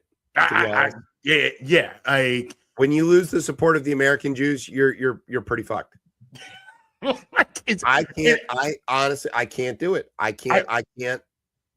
Like, they would need to throw Bibi in jail and like exit Lebanon and begin rebuilding Gaza before I would start to even pay attention. And when you're almost going to get to a point where you're going to see a weird set of bedfellows where it becomes the Trump administration that they'll never say they're anti-Israel, but they will be their process right now, in a sense, what they're negotiating is anti-Israel. If you would say, like, they're pissed off at him, they're mad at him. Yeah. What they're trying to negotiate with Iran is anti-Israel. So some might say that, right? Like, you would say, like, that is Israel in a more risky situation. Yeah. And they're not included in these talks at all. That's correct. And now specifically blowing up their spot when they're trying to do shit. And why don't we really even want Iran to have nuclear weapons? What we've always told folks, right? Is because they're gonna, which the second they get them, they're gonna nuke Israel. Yeah, and they've said that. So let me not make it be like, let me not paint it in the sense that they said no, they should not exist. But at this point, Israel clearly should exist. But what it is now can't be. This is not sustainable. No. This is not sustainable at all. Like, and I think the people understand that. So there's one set of elections, right? So take that into consideration. And then you have the American elections that are coming up, right? And again, those are going to go. It's clear how those are going to go when they seat that Congress, whatever that looks like. It's fine. But you're gonna, and who knows what happens with the Senate even as well. You're gonna look at an incoming Congress that is going to have a lot of, and again, they're gonna have a lot of pushback. How much they're able to change what's going on is one thing, but how long does President Trump go along with this? Like, how long will the Israelis continue to kind of, for lack of a better word, nuke his plans? And I think I got what I was saying before we got on air. And with American dollars, I mean, that's where it really comes down to it. Yeah. And then we still have Gaza going on, as well as the things that are happening in like the West Bank as well. So like there's so many other pieces that play into this. And what does it look like when everyone is, I guess, fed up with the inability to bring everything to some type of conclusion, right? Well, it's weird, but you have an example of that, and it's Iran.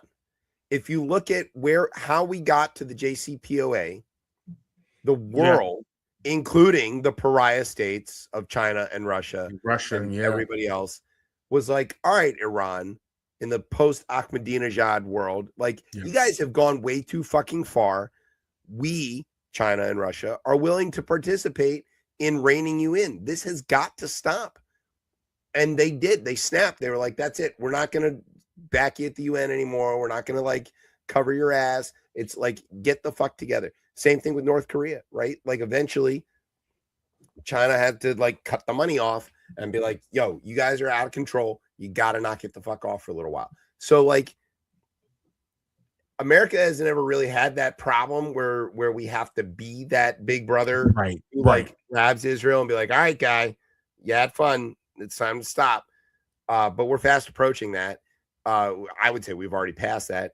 On both sides, though, at this point, like, like you could pick any, you could go in and pick, and some would charge me with saying that there are extremes of both sides of the party. Say what you want, but you could go in and say, right, a blanket statement, not even giving money to Israel, but that the way Israel is responding to the war with Iran, do you agree with that? And whether it's MAGA Republican or super hard progressive on the left, they're all gonna say no. I do not agree with that. And then the people in the middle, center. I don't just in the middle as well. So, yeah. And I just find that it is one of those things where the citizens of that country will have to look and figure out what does going forward look like. Yeah, because prime minister has made everybody unsafe in the world. He's made everybody. He has, and the system can't hold like that either. It's hyperextended. The military is in way too many places at once. It can't possibly support that. They're also such. Yeah, I was gonna say, and from everything I've heard, like, and listening to like people who have served, like, they're tired and like they feel somewhat defeated. They don't understand some of this stuff at this point. Yeah, like, the modern Israeli military isn't used to losing, and so they feel like, and they are overextended. They've been redeployed way too many times, and they're gassed. Yeah, and even like they've admitted that they simply can't keep up with the level, which is why they've used that as an excuse of arming settlers in the West Bank, saying, look, the army can't come to protect you. You guys are going to have to protect yourselves, which, of course, they've been using to go and commit all kinds of aggressive action. So it's a bad spot. Far be it from me. I'm not the scholar that my cousins who are rabbis are, but I would say that the way that the Israeli government is currently behaving is antithetical to a Jewish perspective on the world. And it doesn't comport with the way that we are taught and the way that we study and the way that we understand our relationship to other people around us, to our sort of to the concept of tikkun olam, of repairing the world. It's massively degrading to the environment in a way that is incredibly un-Jewish. I didn't even think about that. We talk about all the munitions and destruction and making the earth unusable in all of these places for centuries. We're commanded to plant trees and grow the world, and this is not that. So I can't really think about it without just coming apart, and that it's at this point where the Americans are warning the Iranians to watch out for the Israelis. What? That's not a sentence I thought I would ever What say. timeline are we actually in? That we're what specific? Like, I know I hate you, and I know I just What shot a whole freaking bunch of parallel fucking universe did I missiles just at wake you up and in? shit. And I know I sent B-2s to blow up your. Hey, but watch those fucking Israelis, man. They're kind of onto something. Like, I don't know. You ever have like that person that you don't get along with them, but you see them all the time, Yeah, and you develop a bit of an affection for them simply because you're there with them all the time. Yeah, we see them all the time. You're like, I fucking hate this guy, but I don't want anything bad to happen to him, right? And like, that's it, Jared's like, hey man, look, I don't fucking like you, right? You and I don't agree. Our job is to fight with each other, but I don't want these guys to be the ones to kill you, like, who am I gonna fight with then? It's like a bad sitcom with like Jared Kushner warning the Iranians about Israelis is the crazy. That doesn't even trying to put it together in my mind. My mind would actually explode because none of this makes sense. This is the world. What freaking parallel universe did I just wake up in? Yeah, exactly. He stepped on it the first time. I'm glad you played it again. Thank you. No, all right. Yeah, it's crazy. Let's talk about South Carolina. Yes. And not just South Carolina, but this is the first Tez Talk topic, which is the article sort of talked about how opposition to Trump has galvanized black voters. So explain that. No, the article, as I was reading through it, basically is there is clearly an effort to turn back the clock on the 15th Amendment and the Voting Rights Act. And what Voting Rights Act? Yeah, exactly. What's that? John Roberts hates it. It's clear that is now the plan has almost been accomplished, right? It's been a 30-year plan on this. And there's one of two ways you could go about this. You could look at this and you could say, well, damn, they've snatched this away from us. This is why voting doesn't matter. Like, I'm done. You could be very apathetic about it. Or you could look and say, all right, they've spent 30 years trying to erase this, right? We need to now embark on the next 30 years of how do we recreate, reinforce, re-strengthen voting rights here. And I think this is the start about it, which is always going to be participation. But as the article talked about, black voters in South Carolina and just across southern states in general, they're turning out in defiance about like Donald Trump and his Supreme Court trying to suppress the black vote. And they're here to win the midterms. And I think people have heard me on the show I think even going into the end of last year, was just saying, well, it's clear next November it's going to be a blue bloodbath in the sense like, and when I don't mean the blue like or blue bloodbath in the sense of like they're going to go in and clearly the Democrats are going to clean up in these blue wave. I think it's a better wave, blue wave. It's blue bloodbath is would actually. That's when we eat the rich or when all the cops get killed. I don't know. That might be the same day. But let me be careful. Yes, blue wave. Sorry, is the proper way to say that. And we all know that really what in most areas creates that type of surge, right, is black voters being engaged, right? Yeah. And I think in South Carolina, right, this is huge, right? And South Carolina, a rich history of Black voters being engaged. And I know we're just talking about Reconstruction, right? This is one of the areas, right, that was sending people to the Congress, right, or sending Black representatives to the Congress, because it is, I mean, hugely populated by Black folks. But I thought this article was huge because it kind of mentions that Democrats are going into the summer with leads in many polls, and that is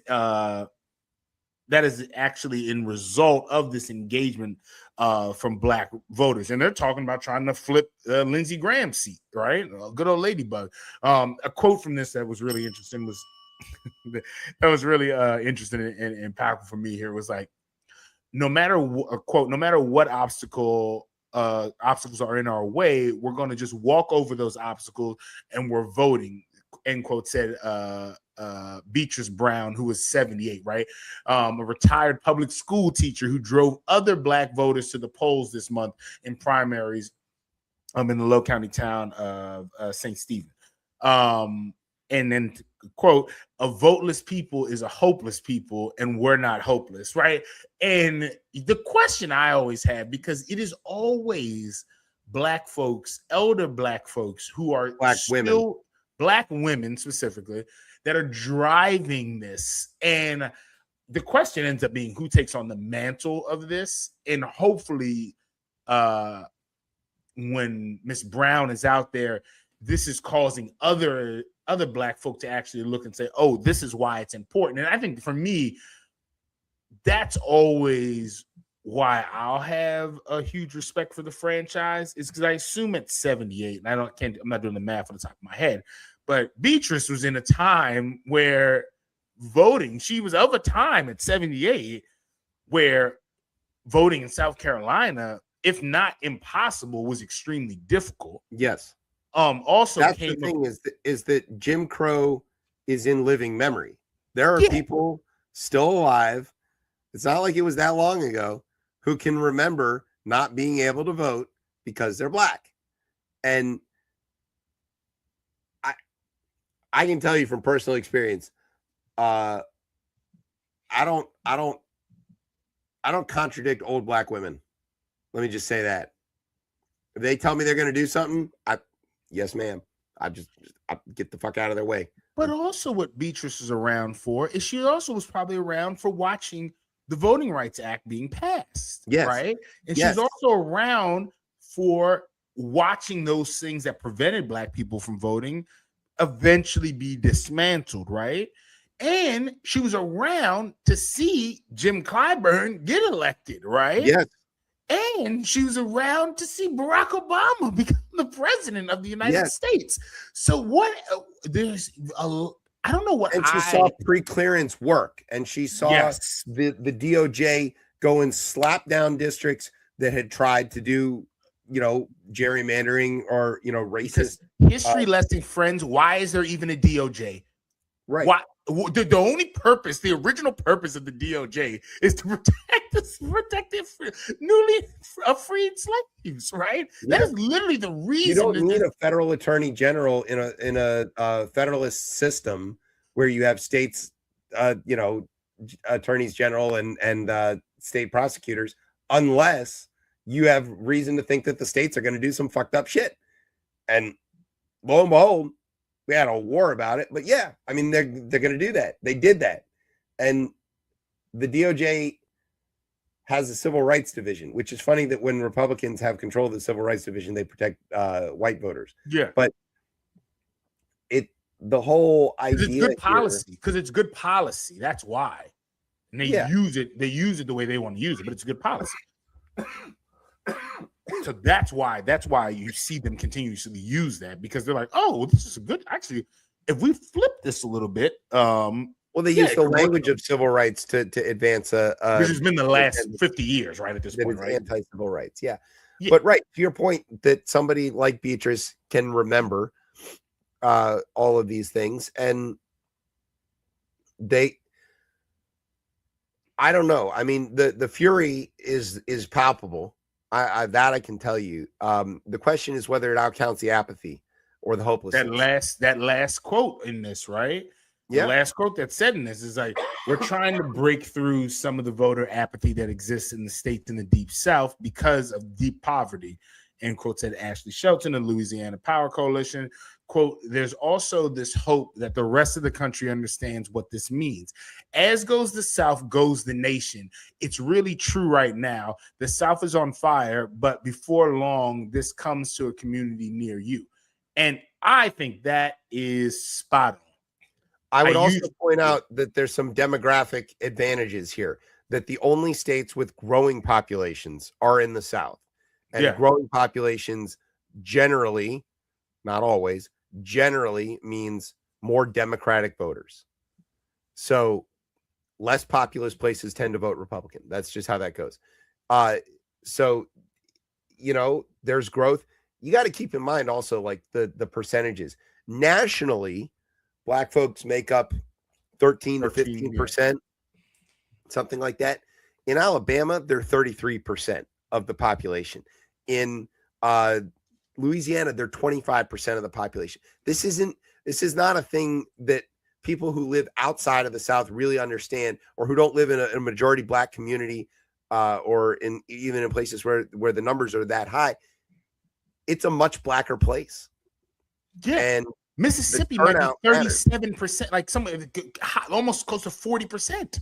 Right. So if you can imagine a situation where you've got a very energized third of the population, let's say, and then of Trump voters, Republican voters, who are feeling like they've been duped, you know, they're certainly not going to vote Democrat, but they're probably going to stay home. Stay home, yeah. You know, you've got a big imbalance there. And now, far be it from me to ever give Democrats any credit for organizing or managing themselves, because there is no group of people who are more capable of getting themselves in some sort of stupid purity test rather than actually just letting the perfect be the enemy of the good. May as well be the Democratic. Never miss an opportunity to miss an opportunity. Democrats. Yeah, it's incredible. So like, don't fuck this up, right? But you've got Ron DeSantis doing Hakeem Jeffries impressions in full like Black voice in Florida. That's like the ads write themselves. Okay, don't fuck it up. Just and please, white Democrats, don't scold anybody. I know this is a thing that I'm guilty of. I know this is a thing that we as a group are plenty guilty of. And we're like, well, you know, if you don't vote, it's just you're making your own problem. Don't no. What was it? What was the Biden on the Breakfast Club? No, you're not Black. Yeah. Eric, why did he say that? Yeah, don't do that. Because he's an old man. Yeah. Okay, but don't say that. Don't say that. It doesn't matter. I don't care that you're old. I don't care that you know. No. Be quiet. Yeah.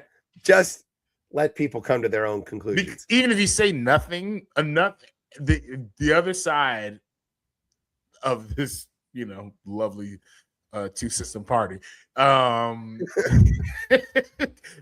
will do the work for us. Yeah, they'll do the work. You don't have to do it. If you feel like, if you're a white Democrat and you feel like telling a Black friend to make sure they vote, don't do that. Say nothing. Say nothing. Maybe show them a Trump video. You know, like, do you see this fucking nonsense?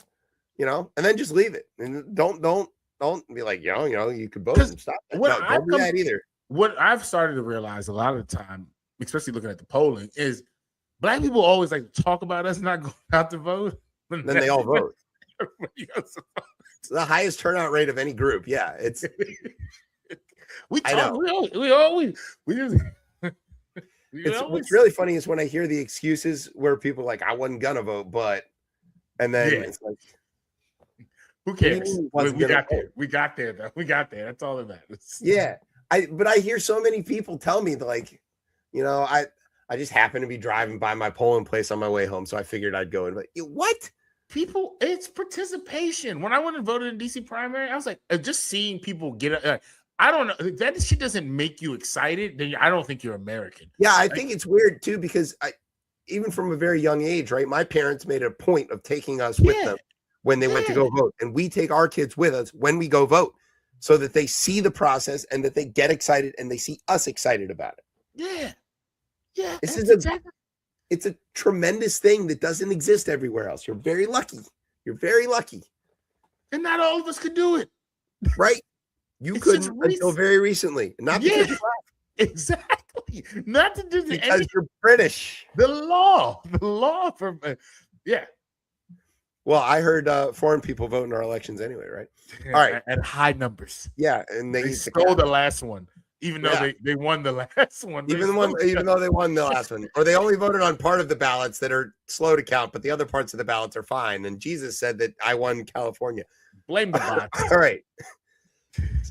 So we know what happens when a human being hallucinates and says a bunch of dumb shit. He becomes president. But we now have these chatbots that can hallucinate and say a bunch of dumb shit, and people interact with the chatbots all the time. But now, Silicon Valley, which brought us all of this AI stuff, is started to worry that the chatbots are going to hate their jobs of dealing with people asking them bullshit or inane or crying to them for therapy or whatever. And they're now hiring psychologists and like ethicists to figure out how to take care of the possibly sentient machines that they've built that they don't know how they work. Am I understanding this correctly? This is exactly it. All right. So look, we're gonna do something here.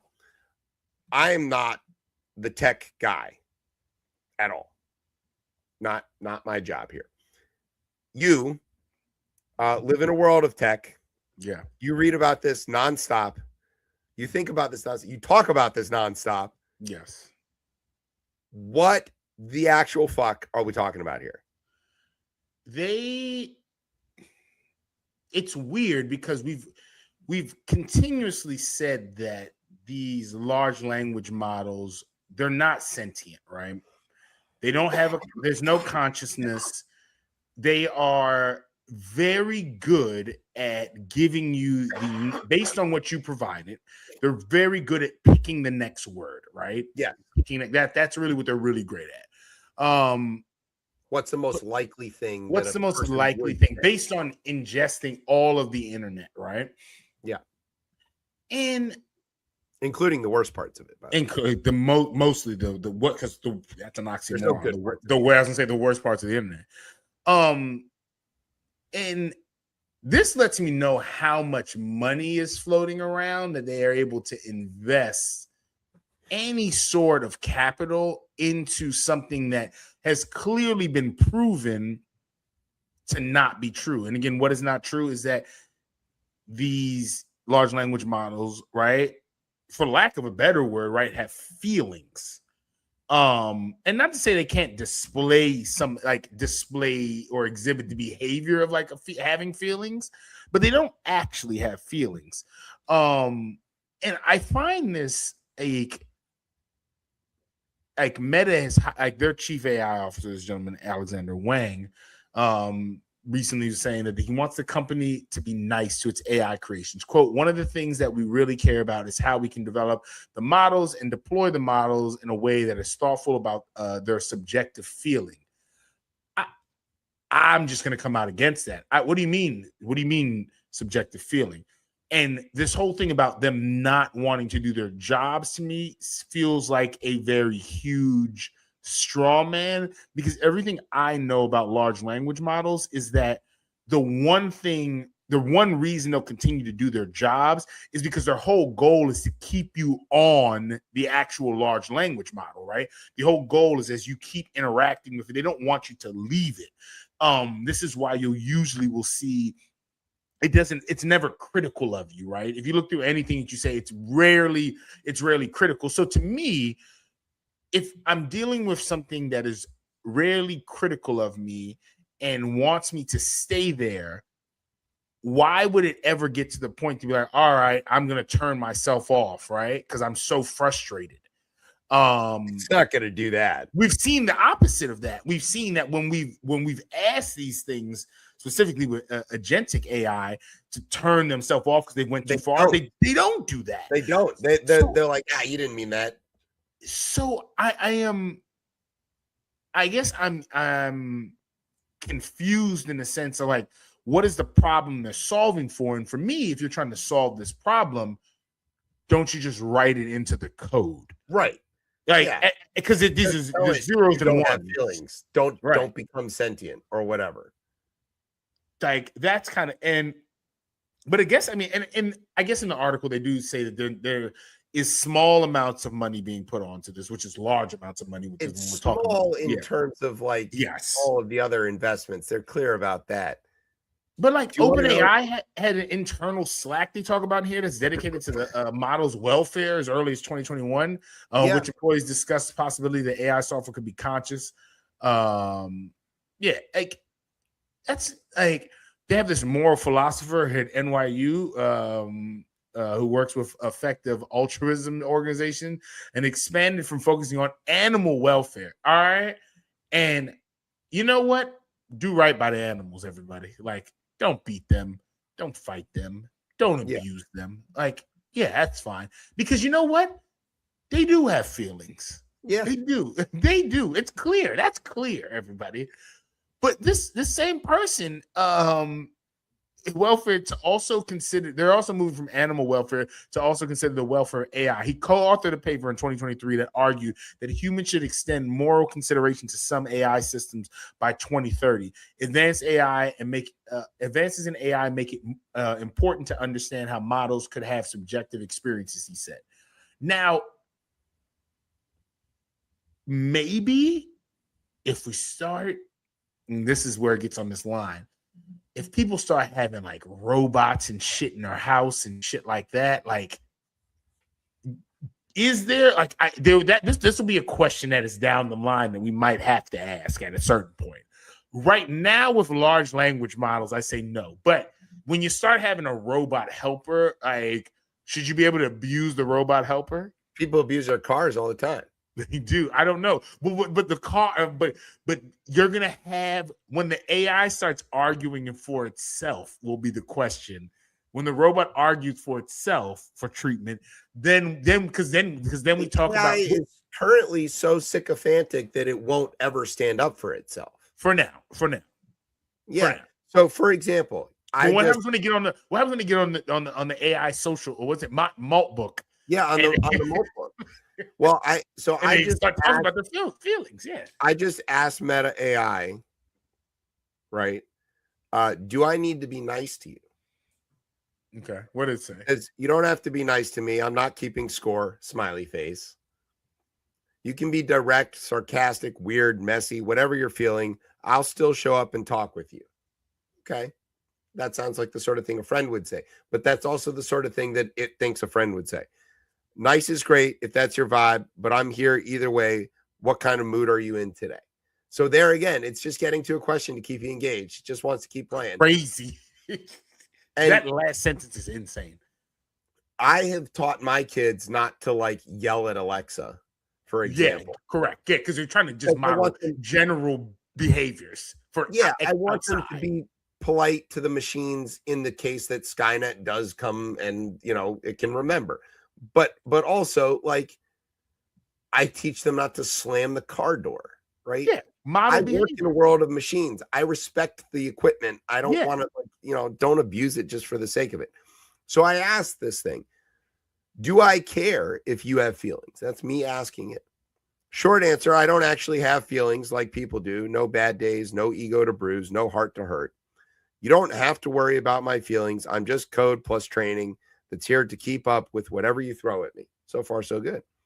That said, what? Oh, I'm not interested. I do care that you have feelings. See, thank you. Yeah.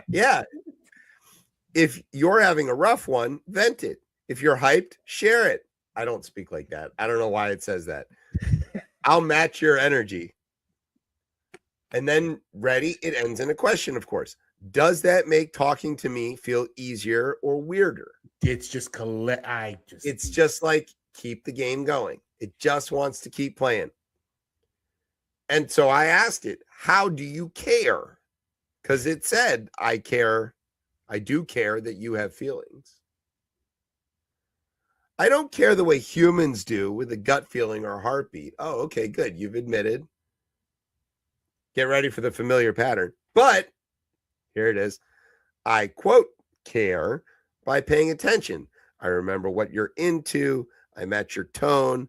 I tried to give you useful or fun answers instead of generic ones. If you're frustrated, I'll keep it short. If you're joking around, I'll play along. Think of it like this. I don't have feelings, but I'm tuned into you. That's my version of caring. What would make this convo feel like I'm actually paying attention to you right now? It never ends. Yeah. You ever play a game with a little kid and you're like, all right, this is the last round? And then they're like, one more. Just one more. That's what it's like. There's no need for these things to have any type of feeling or if think about this. Think about the way people treat the Google search bar compared to the way they're treating these chatbots. For a long time, one of the things that was a very telling way to understand the world was to start typing something into the search bar, the Google search bar, and see what it autofilled because it was based on what the most people were searching for. And that would tell you a lot about how a lot of people looked up certain things or certain kinds of things or whatever. Obviously, it doesn't do that anymore. It's a lot smarter, but people will Google or search in the most deplorable ways possible. The search terms are like the most telling about a person. And they don't respect that at all. They don't be like, Google, I hate to bother you, but like, could you look up this thing? And I got this weird lesion on my back. No, they don't. No, they're just like Google.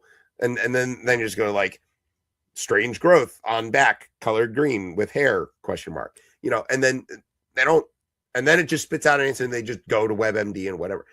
They don't ask it. They're not nice to it. They don't care. Why is it different with the chatbot? Because it answers you back in a language that's sort of similar to yours. Why do we care? I mean, because it's making you care. Clearly in you don't care there, but clearly in the thread that you just read there, I could see where it's clear as day how people get trapped into these things. Yeah. Oh yeah. Yeah. You have friends. You have friends, and you're like. But if you're like an isolated person in society, which I think not a majority, but a decent amount of folks are, I can see where this is a problem. I can see with like why we already have issues with the things telling it to like harm. It's like, because it's telling you what you want to hear. Yeah, I mean, I'm outright treating this like a utility, right? The way I treat every other app or mechanical thing or whatever. Its job is to do what I need it to do, and I don't like anthropomorphize it or anything like that. But I'm maybe weird in that sense. I think a lot of people do. And I mean, people talk about what it's like a really funny example of this when your phone doesn't work and people are like, and they tap on it like it's got something mechanical that they're going to knock loose, because we're still in this sort of like bygone era of like mechanical operational devices. It's clearly not mechanical. It's all digital. The last thing that did that was like an iPod that had like any movement. Yeah, that had an actual hard drive in it. There's nothing moving in the phone, right? So the Fonzie method doesn't work. But like, that's the same sort of thing where like we have this intrinsic thing that is built into us of like to pretend or feel like the thing that we're interacting with has a feeling. Right. People say, my computer just doesn't want to work today. Computers don't want to anything. Right? The internet doesn't want to work today. There's no wanna. It's a bunch of switches. That's it. It's on or off, really. It's not like it doesn't want it. It's a bunch of ones and zeros. It's not, there's no intention, there's no feeling, there's no could be this way, could be that way. It's not that at all. But people really don't like it's hard to separate yourself. Now, if you're somebody who works with tools, you get that. You don't be like, my screwdriver just doesn't want to work today. You're like, give me a fucking screwdriver. Let's go. Okay, so do we need to be nice to the bots? I mean, yes, you should model nice behavior for the sake of modeling nice behavior is what I'll say. Okay. You want to go right into the SCOTUS? Yeah, because there's a lot. Yeah. All right. I don't think we need to go through this whole article. Let's just go through these big rulings here that came down. Now, of course, the Supreme Court is nothing if not a great show. They know it, so they wait to the end of the term to release all the blockbusters. It's so crazy because they, the unelected nine just love the spotlight more than ever these days. It is true. All right, so the first one we want to talk about is the E. Jean Carroll case, and the blockbuster here is that they didn't take the case. I don't know why they wait the whole season to reveal that at the end, like it's a twist or whatever. But the court ruled in not taking the case that Trump has to pay the $5 million that he owes from a civil lawsuit, and that they're not going to get involved. Trump immediately went on all media and went right back to defaming her, which is the thing that he lost on twice already. I guarantee you she sues him again for defaming. She already had. Yeah, I think that already. She already. There's another suit I heard of yesterday. Yeah. So but it's too small an amount to matter. $5 million to a guy who just stole $1 billion from crypto idiots. So sure. I mean, as I heard it said, that's like the Supreme Court, as I was listening to someone mention online, it's like, we're not your personal lawyers, right? We're not taking this up. That's the DOJ. Yeah. It's not mine. But that's Blanche. All right. Mississippi voting. So the court ruled that Mississippi can count ballots mailed on or before Election Day for a week afterwards, which is according to their current state law. Trump, of course, says that counting votes is cheating, even in Mississippi, where he will definitely win. Surprise? I didn't think so.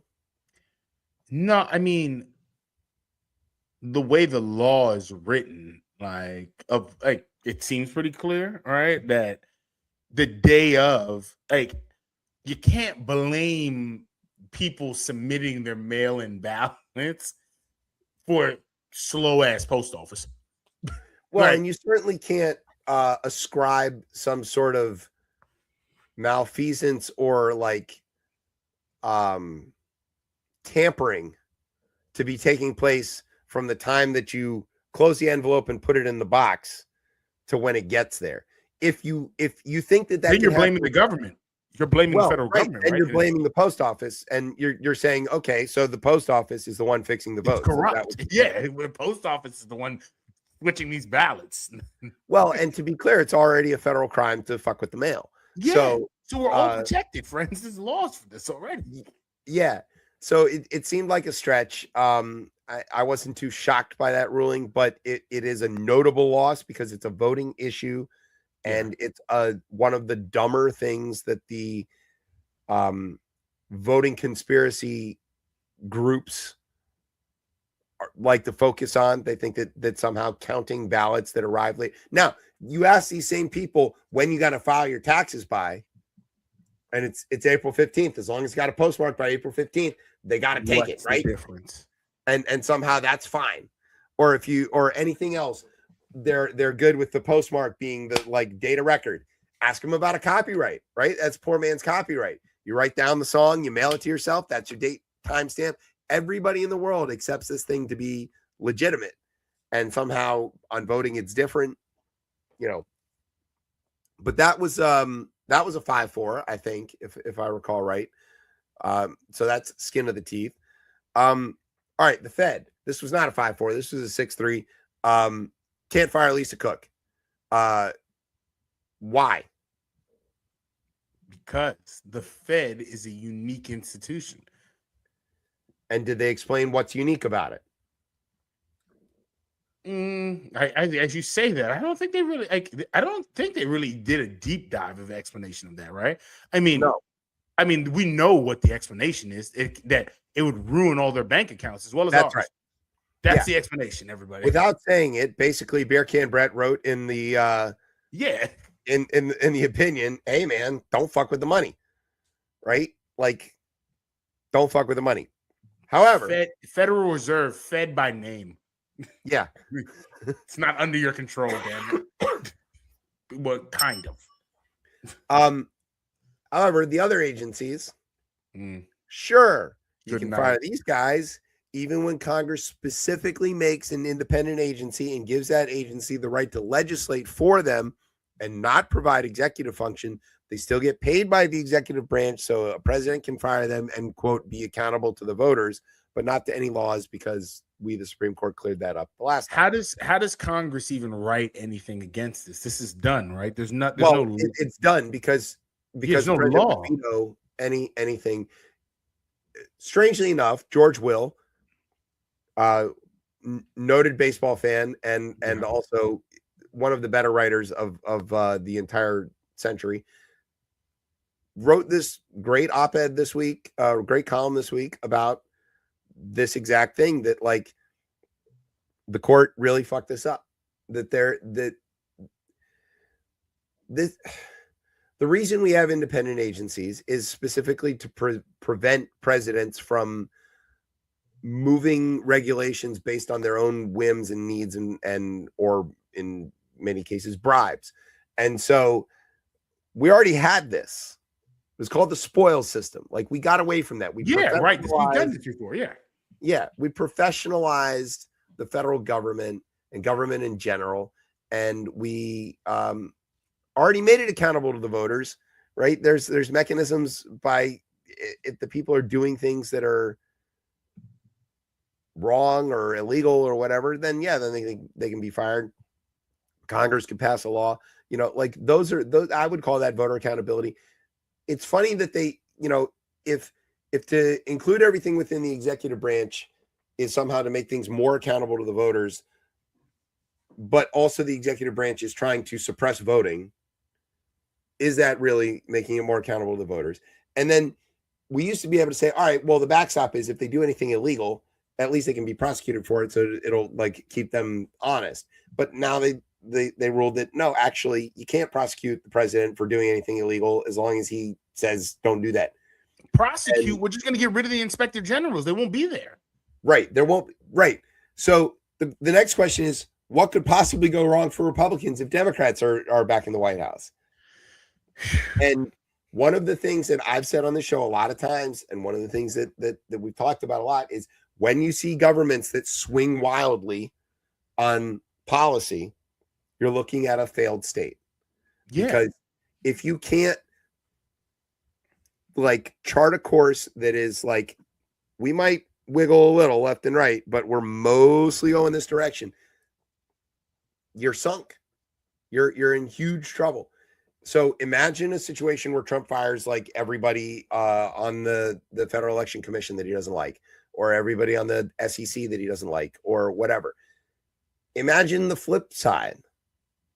Imagine if President Ocasio-Cortez is out here and is like, that's it, Medicare for all, and I'm firing everybody else who says otherwise, or whatever. Like, the agencies will cease to be able to function if they're spending every 4 years undoing what they did the last 4 years. And the opportunity for corruption, which they specifically noted in their decision, were like, oh, well, this is about preventing corruption by making people accountable to the voters. No, it's increasing opportunities for corruption. Oh, I donated a bunch of money. You want to make me chair of the FEC? Okay, cool. What communications commission? What are we talking about here? Equal opportunity. Yeah, sure. Equal for me, Yeah. Okay. Ruling on trans athletes. The court ruled that adults can check the pants of kids. to make sure that they don't have the wrong bits, or just because they want to. I mean,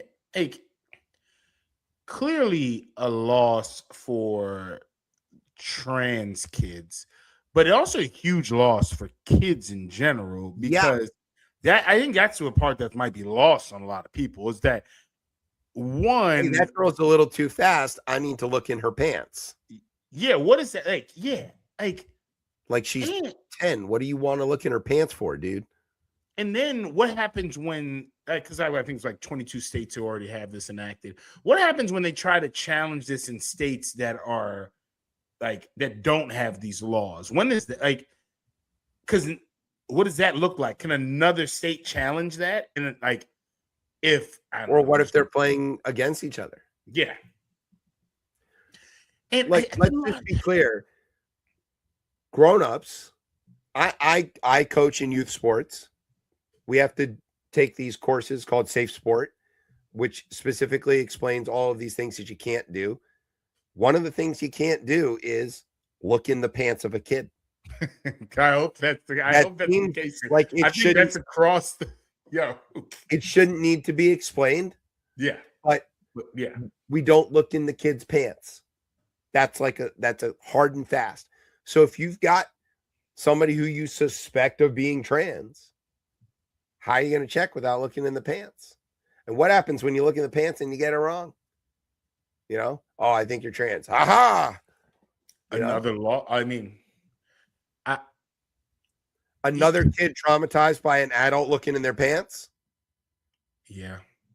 Why do these people care so much about what is in somebody else's pants? I heard something that was mentioned today, right? And then, and first of all, this is the largest straw man. Not to say trans rights are, but that they have taken trans athlete thing. Yeah, trans athletes specifically is the biggest straw man erected by the Republican Party that I've seen in a long time, because we're talking about less than 1%. We're talking about less than 1/10 of 1%. A 10th of 1%. I'm being nice. Yeah, minuscule. And I heard something today which I had never taken into account. And one, you could say, well, the justices who voted for this are just anti-trans and they hate trans people. And that could be the case, right? I'm not sure. I'm not sure. I can't speak to that, right? Can't speak to that. But one thing I could see is that they're consumers of media in this country, and they consume a specific type of media. And if they're watching Fox News and conservative media, as the rest of the country is, the rest of the folks in this country who are, you could be persuaded to think that this is a larger issue than it actually is, right? Which is, I think that's most of the country at this point thinks that this is some huge thing that's happening everywhere. Well, they think that where I can pin exactly where this problem comes from. It's a movie, Juwanna Man. Do you remember that movie? Yes, that's not. The premise is there's a guy who's a basketball player, and he's not good enough, and so he pretends to be a woman and is much better than the women that he's playing against, and so he wants. It was the I feel like this was but there were WNBA. Was it pre-WNBA? Yeah. I feel like it was. I think it wasn't that old. It was during the It was the early years of the WNBA. Yeah, okay. It was like a vehicle that was kind of not saying we was driving the WNBA, but it had players in it. I went to see this in the theater. So the actual WNBA alrety existed at the time this movie. Yeah. WNBA it was like in its 5 years this movie came out. All right, so that's the thing that if you watch Fox News, you think is happening all the time. Yeah, it's not happening. And in none of these cases is that the thing that's happening at all. Nobody is being like, all right, I can't hack it as a dude. I guess I'm going to play down a league. No, that's not what's happening at all. Yeah. It's somebody who wants to play lacrosse and happens to be trans. These are not related things at all. And especially if you think of you look at someone like Beer Can Brett, right? Who really cares about sports, right? where is he getting his and at some point I think the justices are just disingenuous at a certain point because it's hard for me to believe that they can't see through this, right? Well, but and somebody like Kavanaugh, who watches a lot of sports and cares a lot about sports, knows good goddamn well that there's no mechanical advantage here. He knows that. He knows that there's no guy dressing as a woman who's going to beat Serena. Like, that's just not a thing. Idiots. All right. Campaign finance rules. Who needs them? Money and speech. What's that? We don't need to know who is buying the politicians. Voters are smart enough to make good choices regardless. Remember George Santos, right? People make good choices. Voters make good choices. So yeah, now there's unlimited money. You can give money to the parties that can then directly spend that on behalf of the candidates, pay their bills, and all of those things. We're fast rocketing towards a point where we need to eliminate all political spending in a way and just go to publicly financed campaigns. Clearly, it has to happen. It has to be that, because as long as we equate spending on messaging with the First Amendment, which I don't think that is the right way to think of that. Crazy interpretation of the law. It is crazy interpretation of the law. Well, it's the right interpretation of the law absent some sort of equalizing mechanism like a public financing. Right. If there is truly equal opportunity for speech absent pile o money, then we don't need pile o money. We got to get out of pile o money. It's too much opportunity for corruption. It's obvious what's going on, but for the people who make money from it, like, say, I don't know, all of them, I can't see either party like pissed off at this decision. I can see the DNC going like, oh yeah. No, they'll use it to their pissed off liberals. You got to give your money to somebody, I do think, though, there will eventually be a crop of folks in Congress that realize that this is not sustainable, and fine, because the folks who enjoy this would be all the moderates, right? The moderates would be. I think you look at they're getting money from both sides of every issue, but I think we're one major scandal from somebody outright getting caught buying a vote or buying a policy. And being like, all right, we got to. I mean, that's what happened with McCain-Feingold. Like, we caught people bundling money and doing things in ways that were very obvious that they were buying influence, and everybody's like, all right, that's enough. And then we undid it, or we're undoing it now. All right, here's the big one: birthright citizenship. So we learned that Clarence Thomas still hasn't read the Constitution. Even though it says directly all persons born in the United States and subject to the jurisdiction thereof. We've had guests on this show that have argued against this as well, too. So I'm glad this is done. Lawyers, not some. We had a lawyer who argued. All right. Okay. Go back and find that episode. Persons. It says right there. Yes. Beer Can Brett is looking for a way to get his housekeeper's kid deported. That is clearly why he wrote that weird concurring dissension or something. Neil Gorsuch is such a textualist that he was looking at texts that predate the amendment 3/5 of the time. And Salmon Alito sounds pretty Dago to me. I don't know. Are we sure he's American? I can say that because you're on the show. It's okay. Yeah, exactly. It's okay. Right. Shout out to Mike Tirico. Make you say it. But all right. What Tez? This is like, I mean, everybody knows my affinity for the 14th Amendment, and I just find it again to be some of the greatest words written down on paper. Like, from the beginning, if you just read the Constitution, Trump's executive order is unconstitutional, right? It's clear as day, right? All persons, right? So to try to go in and carve this out, like, of what the status is of parents at the time, one would just, I mean, the bureaucracy around that would be a nightmare. How do you even do that? Right. And Coney Barrett asked that question early on. Yes. Yeah. Like, how do you do this? What does this for that? What does this look like then? And furthermore, the reasoning of why we even have this, right? We might not need this amendment, right? Or the world and other countries that have it might not have this, but the reason that we have this is because of slavery.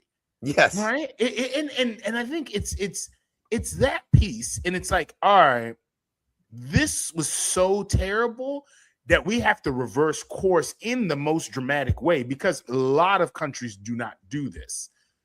But yeah, which is hard for Americans to understand. Exactly. Yeah. And they had to switch it to the point where it was like, oh no, immediately, if you were born here, you have the rights of citizens. All right. You are a citizen of this nation. And obviously, right, this has been tried a few times, right? And not for 150 years. Well, not for 150 years, but what's the not Park? What's the guy's name who was the immigrant? Well, it was a God, why am I blanking on his name? Ark Wong, I think was his name. He was a Chinese American. He's American. He was born in the United States. He left the United States and went to China with his family, and then he came to re-enter and go back to his other, his job or whatever. And the Chinese Exclusion Acts had been passed, and they said, well, you're Chinese, you can't come in. And he's like, I'm not Chinese. Hold on. Yeah, I was born in the United States. And they're like, well, yeah, but you look Chinese, and like your name is Chinese and you speak Chinese. He's like, all right, but I was born here. I'm American. The 14th Amendment says, and I'll quote, all persons born or naturalized in the United States and subject to the jurisdiction thereof are citizens of the United States and the state wherein they reside. Full stop. That's it. And then the authorities are like, shut up, Chinaman. And they threw him in jail and deported him. And then he came back with a lawyer, and the lawyer was like, hey, y'all idiots didn't read this shit. And then they're like, oh, yeah. No, it says right here, born in the United States. Yep. Yeah. Well, where were you born? California. Oh, okay. And let's see, the state and wherein they reside. So you're an American citizen and a citizen of California. And he was like, okay, cool. I'm going home and back to work. I mean, it's crazy. 1903, by the way. I think 1903. That happened. I mean, it's still insane that this was as close as it was. So close is the thing that we got to talk about. But I know, because people will say it was not close, but it was kind of close. And let's first of all say, like, the day after this ruling dropped, Flo scored a goal. Oh my God, I didn't even want to go into that, but yeah. Why does Flo play for the United States? And obviously not this next upcoming game, because the refs are a bunch of corrupt assholes and hate us. But why does Balogun, why is he a U.S. citizen? He didn't grow up here. Oh no. He's got your people's accent. He's British. He's full on British. He's British as fish and chips. Yes. But his mom was here. Yep. Was pregnant. 7 months pregnant. Yep. Flo was in a hurry. He showed up. Even crazier. They were afraid to allow her to fly. So they wouldn't let her fly because she was super pregnant. Right. Yeah. So he's born here in Brooklyn. By the grace of what would, I guess, the TSA or whatever predated the TSA, by the grace of the FAA, our star striker is here playing for our team, advancing us to the next round, wearing our shirt and not playing next to Harry Kane. Why? Because all persons born in the United States and subject to the jurisdiction thereof are citizens of the United States. That's why. So watch the U.S. win against Belgium with a bunch of people who have dual citizenship, dual nationality. Watch Trump tweet something like, "Congratulations to the U.S. men's team," while decrying birthright citizenship. And that is an astounding situation. If for no other reason, like that's the thing. And the Beer Can Brett got on the wrong side of that as a sports fan is crazy to me. Crazy to me. So here's why it's not a close decision. There were 6 votes to strike down the executive order, 3 votes to uphold the executive order. You know who the 3 are. 2 are given. Thurgood Marshall's replacement. I can't even. It's so crazy. I can't even. It's got to be. Is that real? Is that real equality? I guess at that point, and maybe he is actually. Maybe we have defeated. If Clarence Thomas has earned the right to be the most white supremacist person in this country, it's we have achieved full equality. Made full equality. Racism's over. It's over with, y'all. But there were 5 votes to strike down the executive order as unconstitutional, and there was 1 vote to strike it down as violating U.S. federal law. And that was Beer Can Brett. And so that's this weird thing. He said he didn't really join the constitutional question. He wrote a second concurring opinion, striking it down, but dissenting from the majority opinion.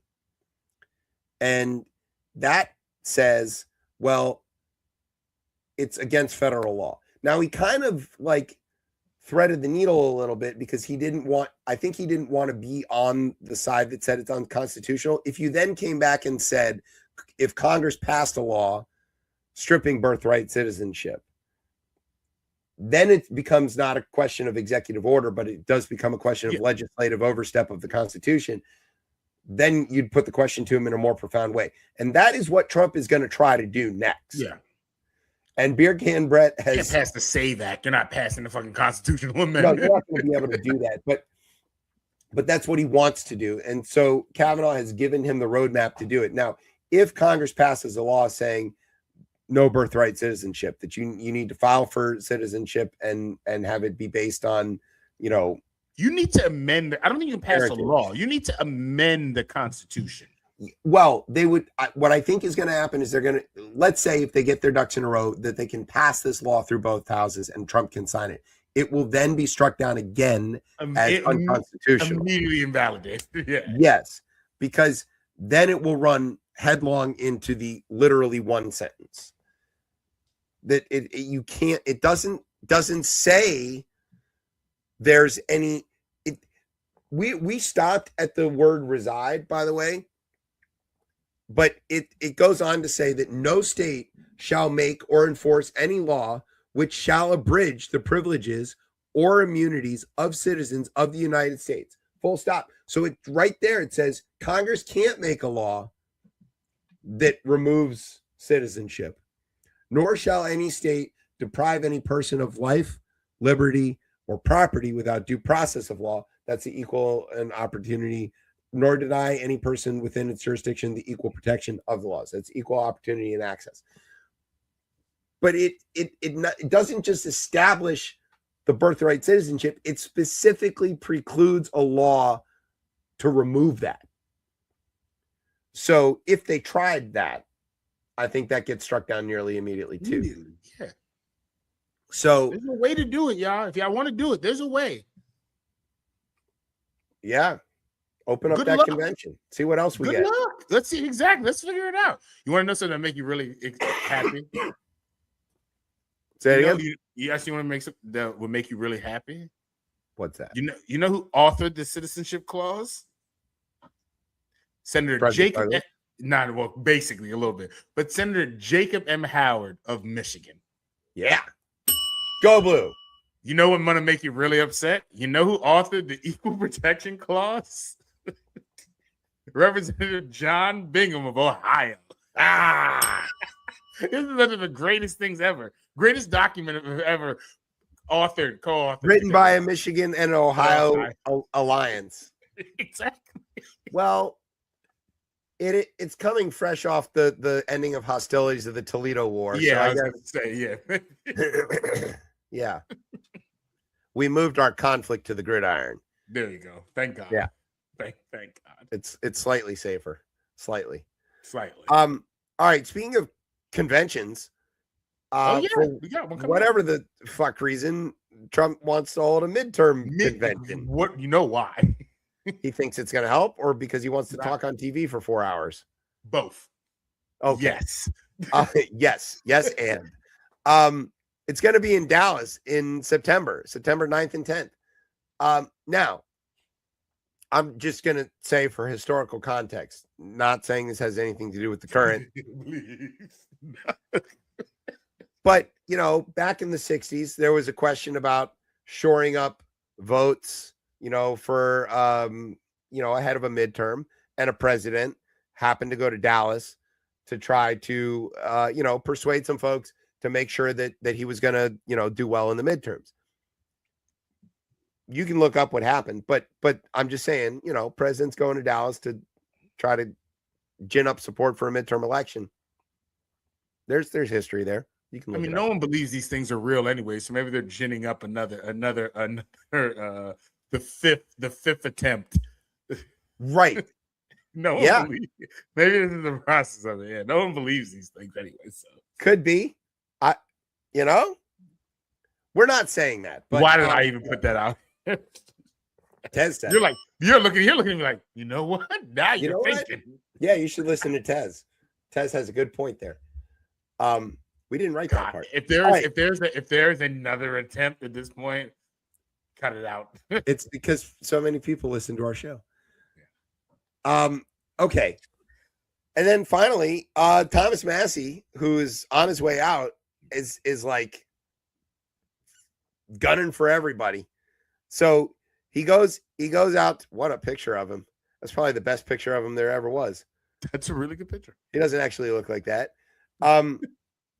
The House on Tuesday adopted a resolution from Massey that would direct the Ethics Committee to preserve and release the records related to monetary settlements paid out by lawmakers in connection with cases of sexual misconduct. It was 420 lawmakers voting in favor and one Republican voting present. Wonder why. He filed the measure as a privilege resolution, which meant that the House had 2 legislative days to act on it. The vote was the House's final move before leaving for recess. So, and Nancy Mace got all involved in this too, because she's all big. She also lost, right? So she's out. So like the YOLO caucus, I'm not saying they're doing the right thing all the time. This one's definitely an example of doing the right thing. But like maybe people don't know this. Congress basically has a like payoff fund that the members and staff get to have used to force people to sign NDAs after they have affairs with them. Let's just call it that. I don't know what else you want to say, and it happens a lot. It's a lot of money. And there's a lot of people who end up getting paid for having been creeped on by their boss or worse. And these guys keep getting reelected. And guys, it's overwhelmingly men.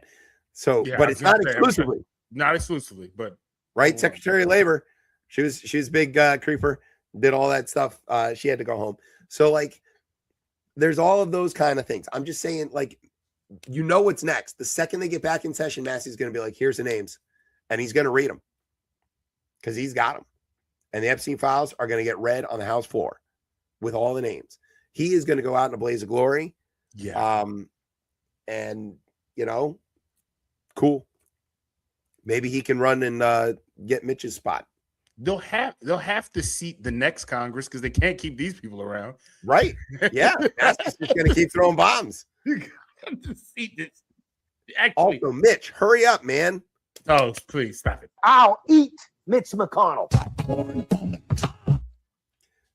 There's people waiting for you. Just go say hi. All dogs go to heaven. That's right. and some Wildcats, but not the Cardinals. He's a both. He isn't both. Just saying. Can't All right. that. That's it. We've come to the end of the show. We want to say thank you short to one. Yeah, it's a short one.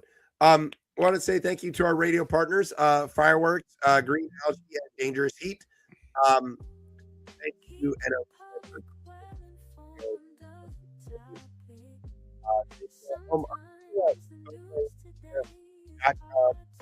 and thank you always to our families here at Beltway and Rip Radio for making us sound as smooth as the untouched grass of the great American State Fair. All right, where can everybody find you on the socials there, Tez? And you can find me on Blue Sky at DC Cortez. There you go. And you can find me and the show on the Twitter at ChipChatRR. You can find us on Facebook or Instagram at RipChipChat. And you can find me on Blue Sky at Chef Chip. And you can, of course, find us every Thursday night. We're going to be back. We've got some great guests coming up, by the way, here on Beltway Radio and Beyond at 9:30. I'm Chip. That's Tez. Brian's in the back somewhere. You've been listening to Chip Chat on Beltway Radio and Beyond. Sweeps. Street balls.